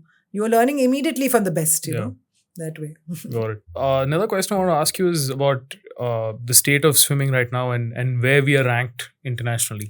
So you said we didn't qualify. Yes. So actually things were looking pretty good, say 4 years ago. For the first time, like I remember how I told you when I qualified, I did something called the B qualifying time, which was the 16th place of the previous Olympics. And then we had a couple more swimmers, Shikha first for women. And then we had a couple of swimmers, Rehan Poncha, Vidawal Kade, Sandeep Sejwal. They did the B qualifying as well. Then what happened was so many swimmers around the world were doing it. And the Olympics was the swimming program is becoming too big. they said, okay, guys, you have to make the A cut now. So A cut is the 8th place time of the last Olympics. It's very, very fast. You have to be top 8 in the world. And swimming timings don't change a whole lot, right? It's very tough to bring them down by 0.1, 0.2. So we actually had 2 boys, Sri Hari and Sajan Prakash, who did this A qualifying time in the last Olympics in Tokyo, which is a very big deal. That too, having gone through the pandemic, not training. So I would say men's swimming, I see a lot of improvement, a lot of second rung also coming in, a lot of good athletes who can make a huge impact. I'm a little more worried about the women's swimming. We haven't really seen those breakout athletes. We've not had anybody touching the B qualifying time. So they actually have to do the A. They've not even passed the B qualifying marks in a while. So that's quite scary. Any reason? Anything? I don't know. I feel like a lot of girls are not staying in the sport long enough. And it's not that they're not getting the same, they're in the same swim teams as these same boys. They're getting psychologists, they have SNC coaches, they have physiotherapists. So that is, if I had this kind of support system, I know I would have been even further. So my only thing is I feel like, we really need to motivate them talking about the longevity in the sport. And maybe to some extent, it's also parents who feel like for the girl, they need to look at a different kind of career option. Sports is not a typical career. So I really feel that the few girls who have gone abroad also, we need to try and get them into these NCAA Division 1 colleges. So now I've seen the young generation, maybe 13, 14, it is happening. The change is happening. They have better belief in themselves. They're willing to commit to it. Or like I said, 1 or 2 swimmers have actually moved to America to train there, right? From the school age itself. Then going into NCAA is quite a natural transition. So we really don't have the kind of facilities. I mean, we have to really improve facilities. We have to improve the coaching, clinics that we have. And very scary because we should have a kind of similar growth, right? Men and women. And we have it more towards the men. And if you look at my academy or many academies, there are more girls at the grassroots level up to, say, the state or national level. But they're not getting to that international level. So I feel like, we need to really, as athletes ourselves, talk to these girls. So if any athlete calls, even though I run my academy, if somebody from another academy calls, I always talk to them, speak to them about whatever, okay, what do you want to discuss? Are you having some struggle in terms of your career? So I'm very open and I'm like, whatever I can help, I will help with. But we don't really understand what the cause is. Why are girls not able to perform? Because say somebody like a Sri Hari, he was ranked top 50 in the world, which is a big deal. His timing this time, if he had done his best time at the Olympics this time, he wasn't in the best form. I think earlier, say maybe 2 years ago, he was swimming faster times. And it's very tough at that stage. You are training at an elite level. But if he had to do his best time this time at the Olympics, he would have made a final. Made a semi-final, which is a big deal. So every sport, it has to go up, there's no way you can go directly to the top. Even like look at a hockey, we took so many years once AstroTurf was introduced to, kind of claw our way back from not even qualifying to the Olympics to getting to the Olympics but not medaling, then getting a bronze. Now we're so confident that we have what it takes to even get a gold. At the same time, it happens. Like you look at our hockey girls. We thought for sure they would be at the Olympics, but they didn't make it. After coming 4th last time, they didn't even qualify. So sports is very cruel. But one is keeping more kids into swimming. So it's also about parents, being able to stay the course. It's not always about the kids. If the kid doesn't like it, it's a different thing. But the thing that you mentioned of not enough women staying in sport, is it only in swimming or is it others also? No, I think across all sports. Right. I mean, one thing is, menstruation. Once they reach maturation, they tend to stop saying, I can't compete in those days. There's nothing like that. Mirabai Chanu actually competed, came 4th, of course, but during her period. So it's something we should talk about naturally with girls. Like with my kids, they're like, have you ever taken a day off during a period? Like my kids still haven't got it. I was like, no, why do you? So everybody knows how to train in their sport, go through that. So what happens also, your body changes a lot. So we need to educate our coaches how to deal with, sometimes they will have bad cramps because, they're going through their monthly cycle. So coaches should be aware of it and should be understanding. They're not playing around, maybe give them an easier workout that day. So things like that, a lot of athletes, and they did these studies in America as well. And they find a lot of girls, 50% of girls actually avoid sports on those days. You cannot do that if you want to be a pro athlete. You can't take 4-5 days off every month. If you're sick, it's understandable. But if you're not, you should just continue. So simple things like that, which we can talk about. So there are a lot of organizations now, even we in our own academy, we even talk to the male coaches that you should be able to talk about this very casually. It's a natural thing. All women go through it. And when your body changes at the teenage years, to change the way, you might need better food, you need to maybe do tests more often to check, are you anemic? Are you getting the right kind of iron supplements?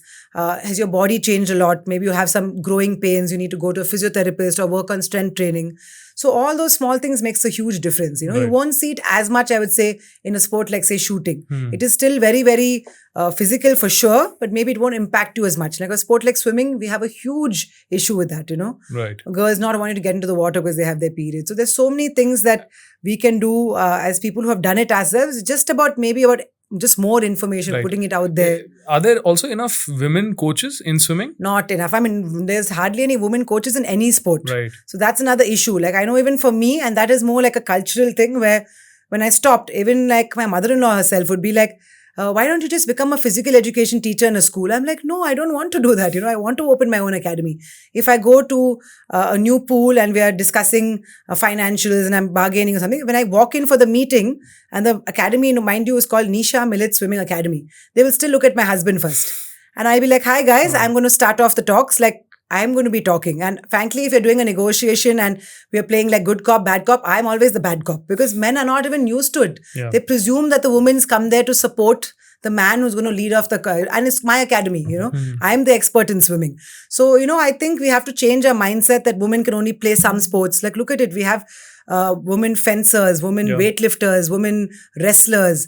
So one is to think that a girl can do anything. So like if you see even now, even the women's cricket, I'm more excited. Like I don't mind watching women's cricket because they're finally getting not similar, but closing in on getting paid more attention, more viewership. Even women's football is picking up in India.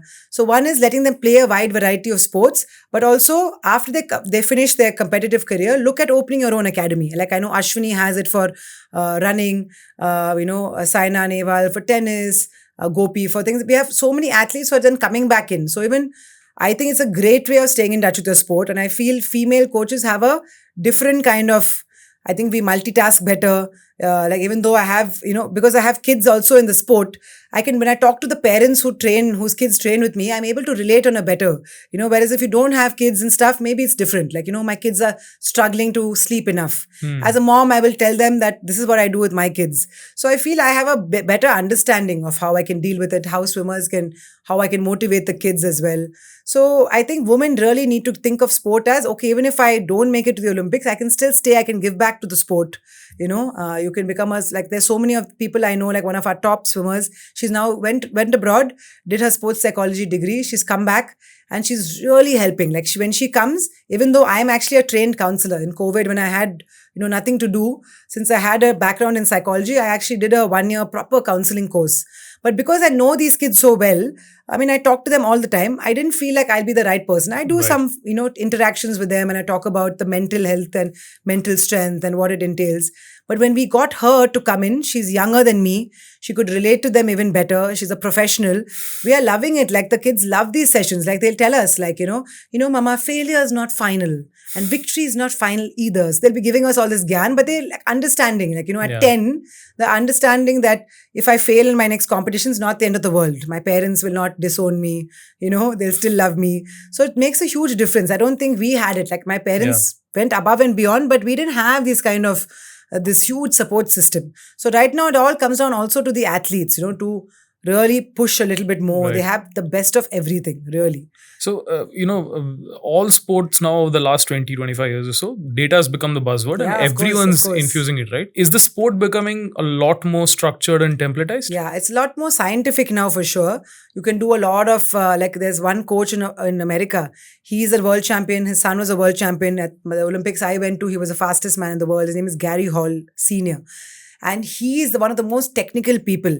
And he publishes all his findings. Like he puts, velocity meters. On the starting blocks, he'll have pressure sensors, how much of pressure you're exerting, what is your reaction time, every small thing, angle of entry.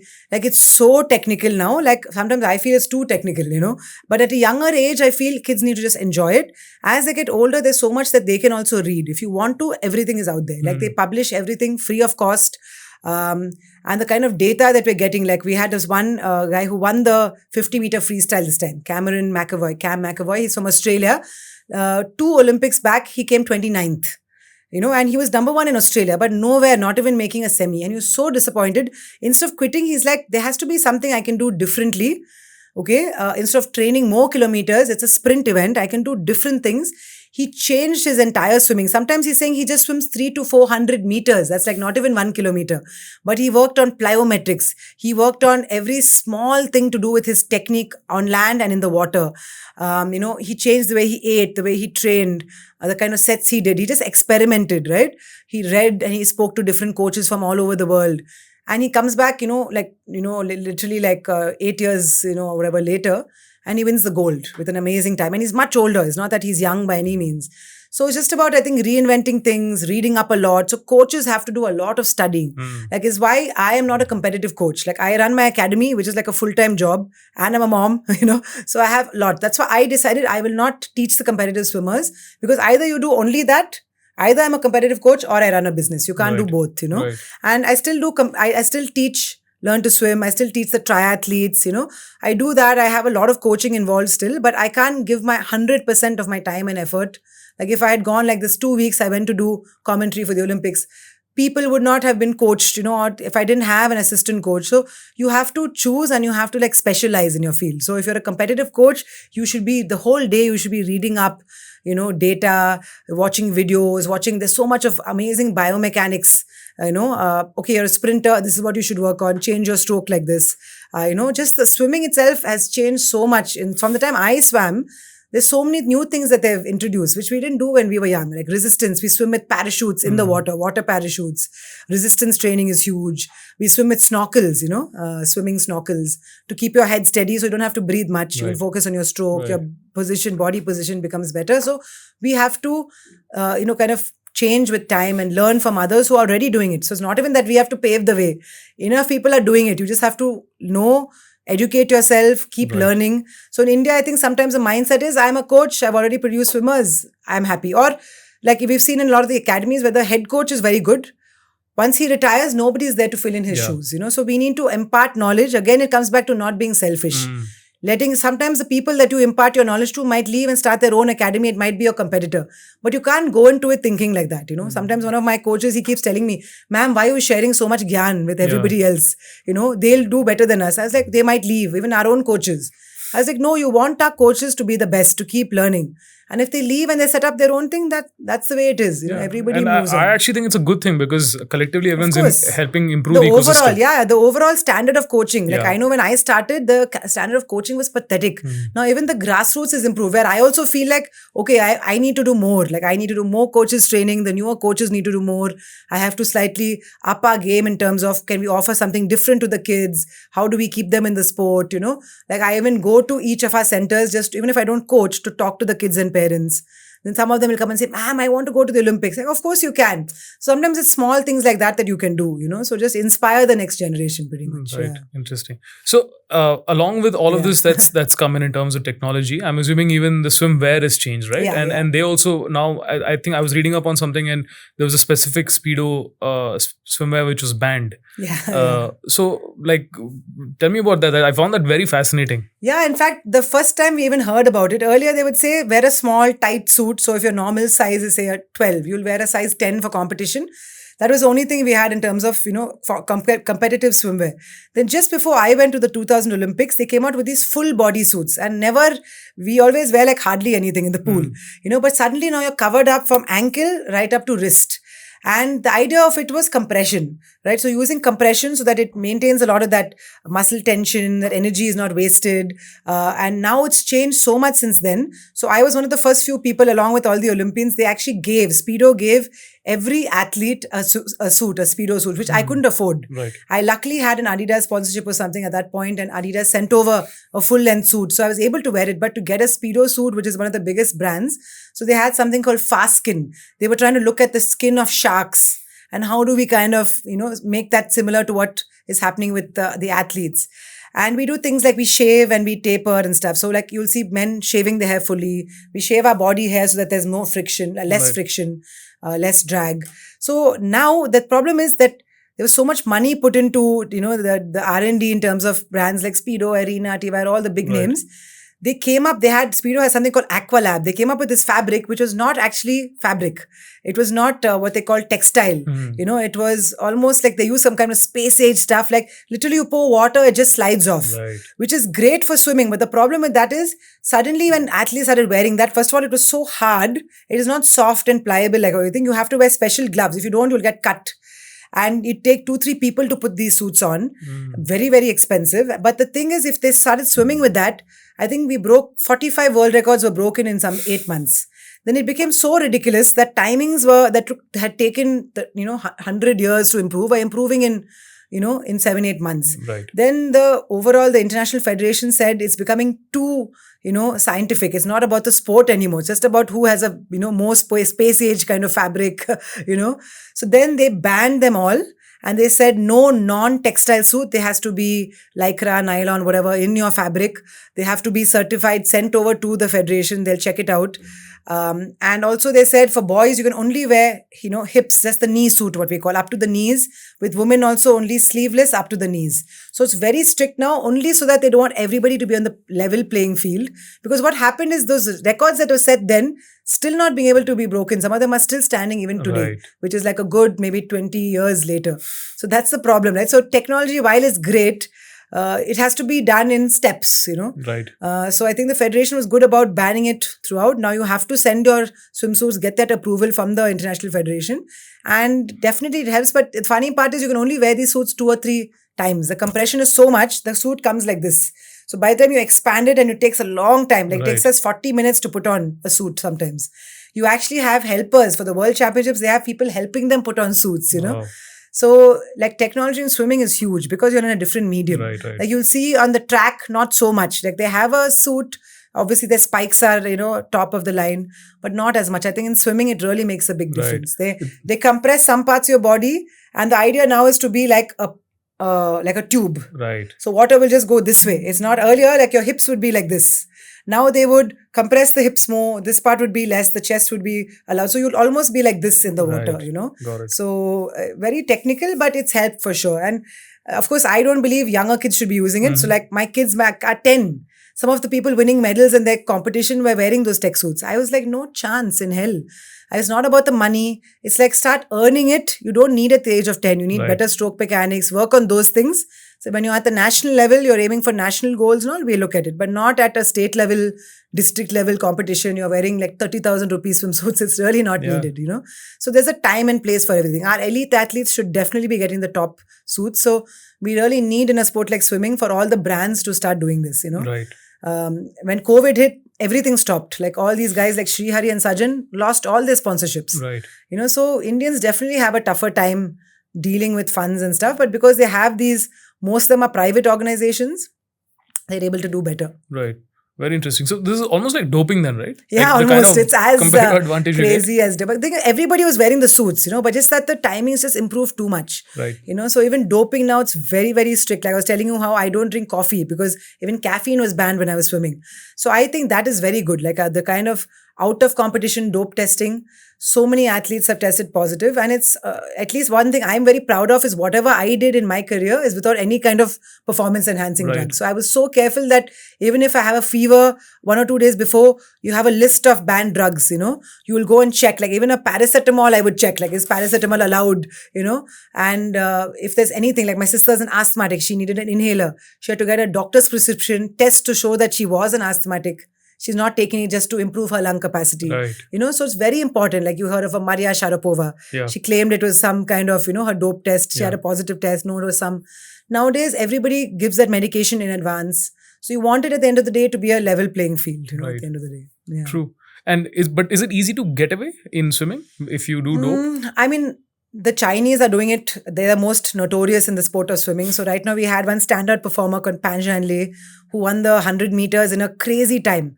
Half a second in front of his opponents, which has never happened. It's one of the biggest victories, that margins of victory ever in the sport. So people are just saying it's not acceptable. He is just saying, listen, Michael Phelps won 23, Olympic golds. Why aren't people saying he's a drug addict? I'm not drug addict, but why aren't people saying he was on drugs? Right. Because he has multiple tests and he came out clean. They're like, okay, yes, other Chinese athletes have tested positive, but I have done in the Olympics itself. He had some 4 or 5 drug tests and he's come out clean. Right. So at the end of the day, whether there's some masking agent, we don't know. Do they have drugs that are not even tested right now, which are performance enhancing? We don't know. But as a sports lover, you want to believe that these people are talented. They've done it through hard work, through improvement in technique. And if you see them itself, you know that technique is another level. At the same time, when you hear of a story like a Lance Armstrong, where he says, everyone does it, so I'm the best of everyone who still does it. So I'm still the best, So I'm just hoping that, they have something called the biological passport now, where, say, suppose a new drug is found out to be performance enhancing, we can retest your samples, like a retrograde testing, and you can still get, stripped of your medals. Oh, is it? So even if you go back in time and you can do that. So that's a good part. They actually store some.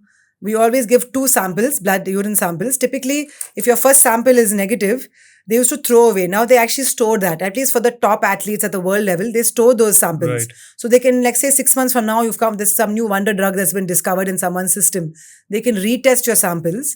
And, you can actually get stripped of your medal if you were on that drug. So, but then if that drug at that time wasn't a problem. That's the thing. But they're trying to say that you knowingly have taken something which is fabricated, right? It's not food or something that you're eating. You're knowingly taking something. And if like 5 athletes from the same country have been found, so it's like a state-sponsored kind of thing, which is what is happening in China. Yeah, and I guess even Russia had similar cases. Yes, those 2 are the biggest, But if you ask all the Russian athletes, their first thing will be like, you think the Americans don't do it? You think So, every country you had people who've tested positive for drugs, right? So, it's just that we want to tell kids that don't do it because it's not just about performance, right? End of the day, you'll hear of like there was a 30-year-old or 25-year-old swimmer who had a heart attack and died because turns out she was a Chinese swimmer. Just too much of, anabolic steroids or whatever in her system. So you tell them those stories to kind of make sure, and then you educate the coaches not to give it. In India, a lot of coaches give it and these kids sometimes don't even know. Like take these supplements, you'll run fast, you'll swim fast. So very, very clear that we don't want that because it will hamper your health, that way. Very interesting. I didn't know that they could do historical testing. That's a game changer. Yeah. So is it under WADA? Yeah, under WADA. So that's why, recently there was this big controversy where many Chinese swimmers tested positive, but they came up with this defense to WADA saying that no, everybody's food got spiked with something. And they let them off, which they shouldn't have, So but do they get to keep the medals or no? Yeah, they let them keep their medals. It was, and maybe it was not, it also, there's a different classes of drugs. Like if it's a steroid or something, obviously they wouldn't have been allowed to keep their medals. I don't know what it was, but all the other countries protested. They said ban China, like, Russia, things like that. They banned them from the Olympics. So that's why there's so much of uproar. And it's, I think WADA has a huge job. But I think NADA also does a good job. Our Indian thing called NADA, they do a really good job. I know even in those days, I'm talking about 2000, we would get a list of banned drugs. So you have no excuse saying, I didn't know. Right. I knew for a fact, like I was in Australia, they got me tested there. It's like otherwise you can be on drugs there. What people do otherwise was they were training with drugs, then stopping that drug. And by the time your training levels, your strength, everything is improved. In your competition, you're not on drugs. So now you have out of competition. So while I was in Australia, they just come in the middle and say, come right now for your drug test. You can't go out. Even if you're refused to show up for drug test, I think more than twice, you're banned from the sport. Right. They presume that you're only not showing up because you're on drugs, know. So even they got that done while I was there. I remember at least 3-4 times a year in those days I would get tested. So now I'm sure it's much more. Yeah. I'm assuming so. There's, I think, an Olympics which I read about, which is where there's a new format or somebody's organizing, not somebody, I think it's Peter Thiel who's investing in it. He's a VC. But it's an Olympics. Yeah, it's an enhanced Olympics. So you can basically use whatever. Yeah, I'm just scared because there's so much out there and it's not safe for you, right? You're just taking, you're injecting. It's bad enough we put our bodies through enough. Yeah. And then you add, high intensity activity with some crazy amount of people shooting up. They probably, because it's called the enhanced games. Imagine if people are shooting up on camera. Yeah. To me, it just sends a very bad message to a lot of kids, right, who are watching, who will try and do this at the age of 13, 14. If you're an adult and you want to do it, that's your choice. I just find that it's so I think this is one of those publicity, not like he needs much publicity, but I just think that's uncalled for. I, as a sports person, I'm like a true blue, you shouldn't do drugs, whatever you do, it should be the clean way. I would not even watch that. I wouldn't even give it that, that I wouldn't acknowledge that it happens. I wouldn't talk about it. I don't want to even tell people to watch it. So hopefully it never picks up. But I guess I think that's the spectacle side of it, right? Yeah, Where of course. be There's always putting money in to see I what mean, if you can look at all happen. these reality shows, a lot of it's just spectacle. Yeah. Even if you look at like a WWE, it's all staged. You know it's 100%. staged, you still do it.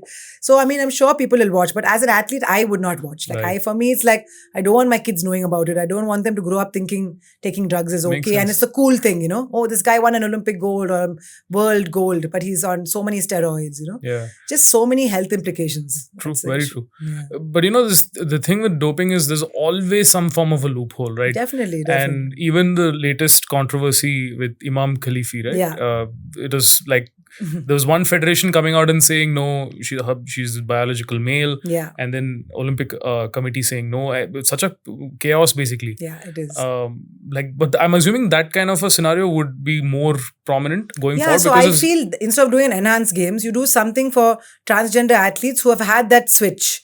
You're biologically male, your testosterone levels are very high, they're showing that you're male. So the main thing that differentiates men and women is testosterone levels, right? There's a certain level. So if you're in that level where you have a male, that your testosterone levels have dictated that you're male, but you've had the change, the surgeries, all that, do it in a separate games. We're not saying you shouldn't compete in an Olympics. Have separate games. There are enough athletes now who, and like we talk about rights for them and we're all for it. But for them to compete with an athlete who doesn't have that kind of testosterone levels, not fair. Or, even in Iman Khalif, their whole thing was that she was born and raised as a female. Technically her chromosomes different, but she was born and raised. Like even I think in India when we had Duti Chand and all that, if you go to the villages, the people in the villages thought of them as female. Right. They was not like, oh really? Duti Chand is a male? They didn't even know. So it's very, very, I think, a tough one. Like I don't want to comment. I don't know enough about it. But I wouldn't want to train with somebody or compete with somebody. Train is fine, but I wouldn't want to compete with somebody who had that much of testosterone. Like I know I'm putting the same amount of effort as a guy, but they're able to go much faster. I might be putting more effort than him. And that's purely, it's not that I'm not putting the effort. You're able to have bigger muscles. You're able to, that testosterone is for a reason, but maybe something like a shooting.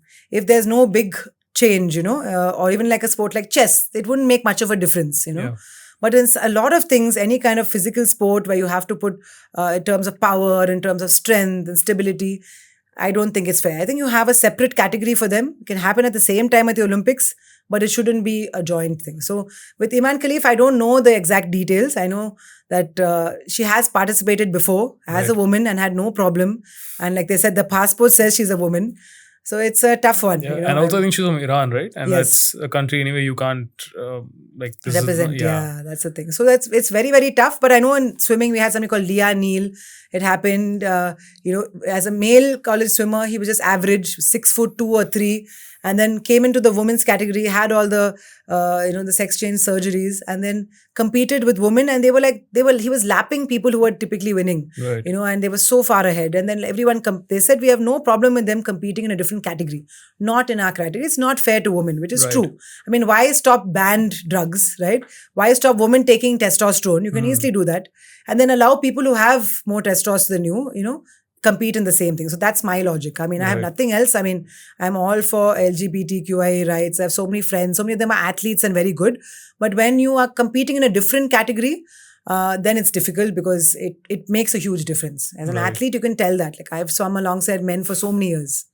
There's no doubt. Right. But was there any indication that going forward, some Olympic committees would maybe allow for it? I'm sure. Like, in Paris, if you notice, it was such a inclusive Olympics in every way, whether it's the opening ceremony to everything else, I mean, somebody like a Tom Daley, he's very openly gay. He has his husband there with him. They've adopted their 2 sons. They're very vocal about that. So all that is, I think, very accepted. This thing is kind of like a gray area. And we have no issues. I don't think anybody has an issue having extra categories, extra races. But having them compete with women just purely because testosterone does make you stronger, faster, your muscles can develop more. So it's tough. But at the same time, they always say, like, look at somebody like a Katie Ledecky. She beats a lot of the boys, the men, So it can be done. It's just that I still think it's not 100% fair. What's her secret? I was looking at the medal tally.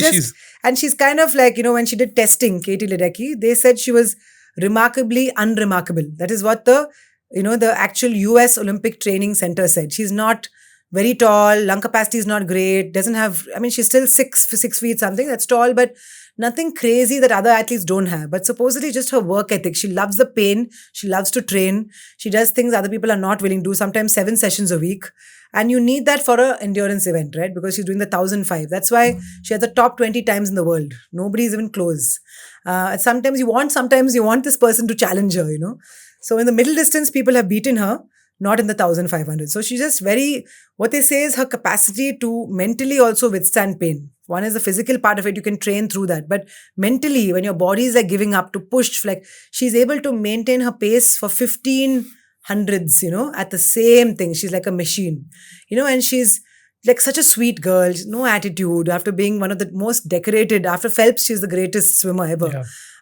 No attitude, talks to all her teammates, has a great relationship. People are so happy for her. So just I think one of those once in a generational athletes, like they call them. Right. Yeah. And I think she has a great chance of beating Phelps' record, right? Very good, because they're thinking that she can go up to LA. Yeah. Even after this Olympics, she just took like a week or 10 days off. She's like, no, I want to be back in the pool. So she loves to train. Like you'll hear and Andrea Agassi, or even who else was somebody who said, I'm just retiring, but I hated my sport. I don't remember who it was, but I know Agassi said that all the time. I hated tennis.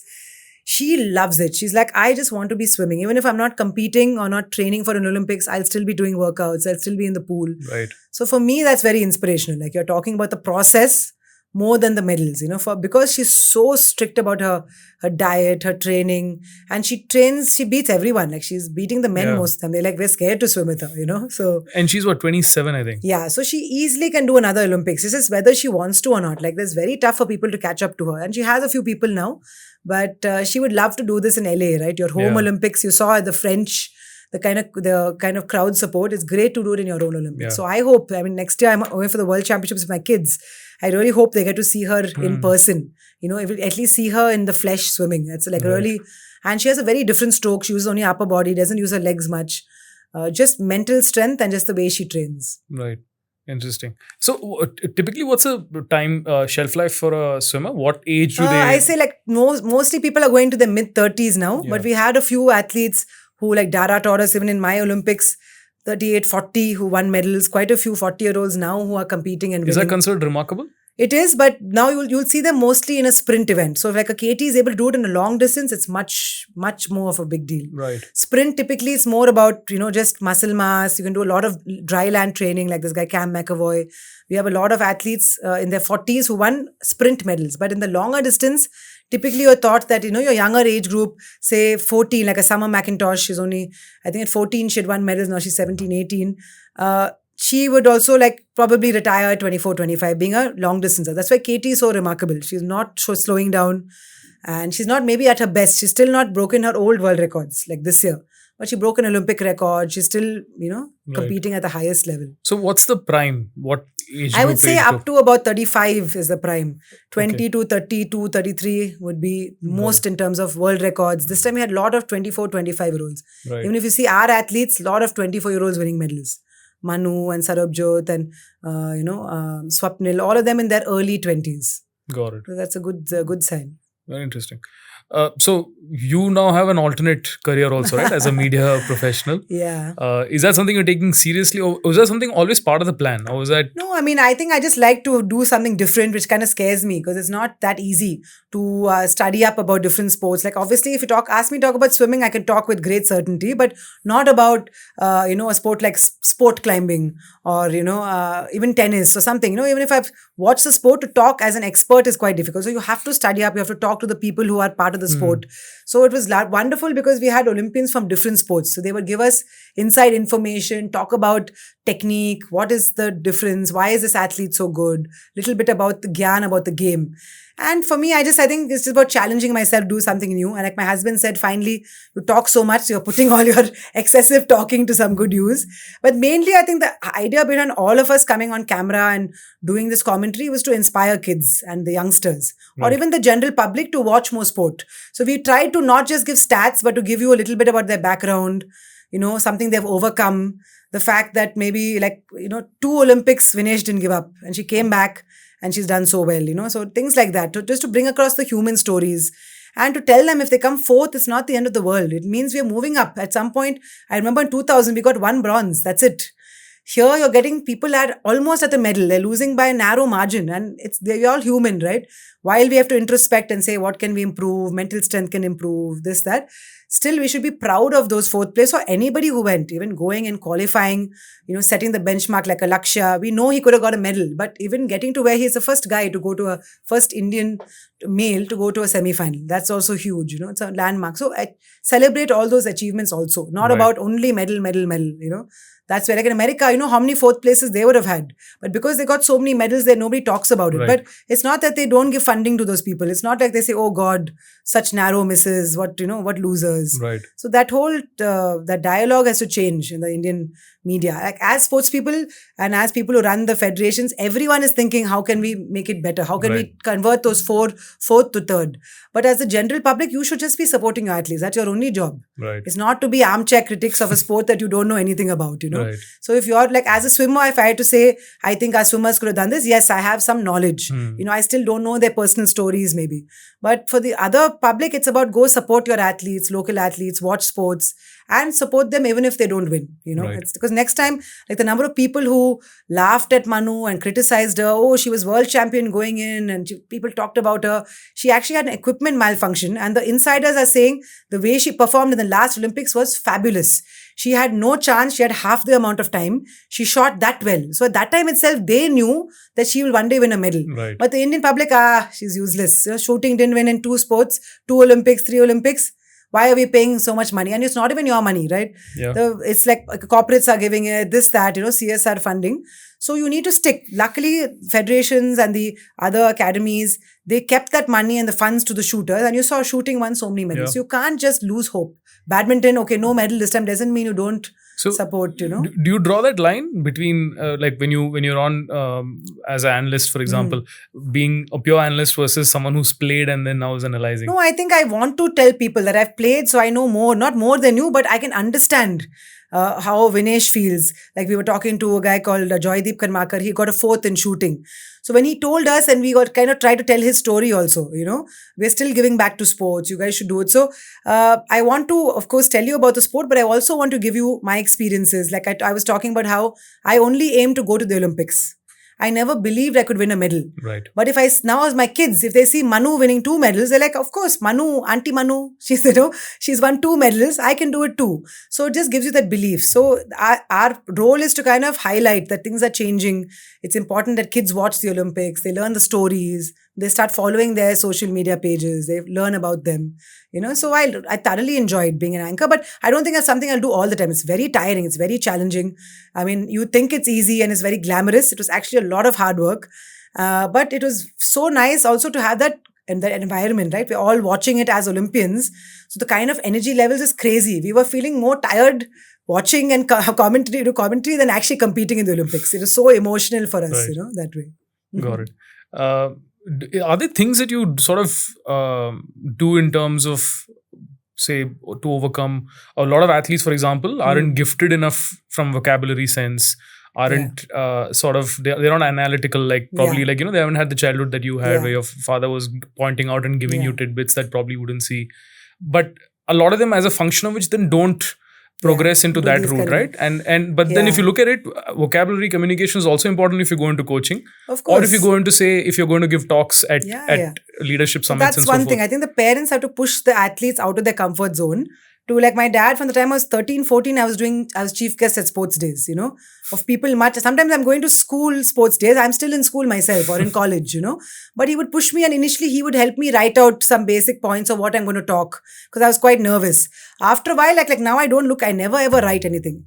TED, they've called me for TED Talks for so many times. I'm like, no, because I don't want to have. I hate PowerPoint presentations. I hate anything that is pre-programmed. Right. So even here, it's like I'm watching the events, I'm able to analyze it straight away. But even I realized I'm not watching other sports enough in this 4-year break. I know about it, but I don't know enough about technicalities. And because there's so many sports, even like a volleyball, I didn't know enough.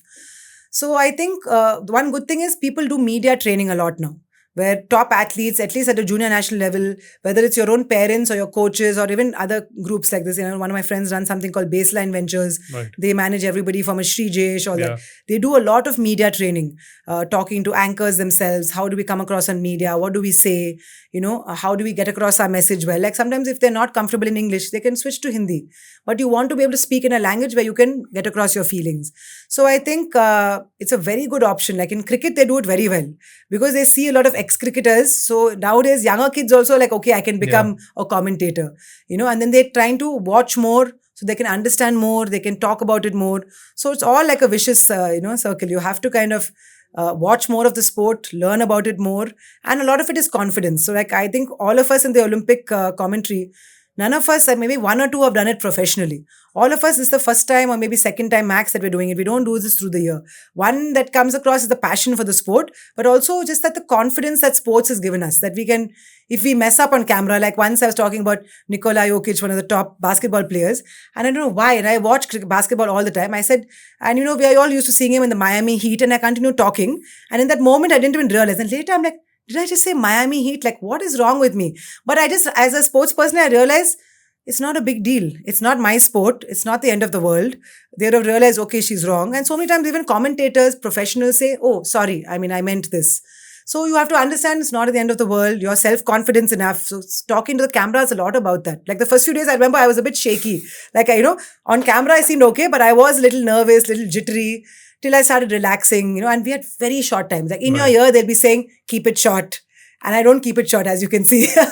I love to talk about sports. So in my ear, they'll be like, keep it short. So when you have a train of thought and somebody says, keep it short, you're like, okay, how do I still say something and bring about, all the important, stats or stories I want to share. So it was great. It was a great learning experience. I'd love to do it, but I definitely won't do it as like a main profession. I think it's just good to challenge yourself. I was actually quite uncomfortable, initially on the first few days. And then I got more used to it. It's just about anything you do with practice, you get better. But how did this come about? Was this the first big Yeah, so the event, first time that what happens is now the broadcast rights typically would only go to like a DD Sports or something.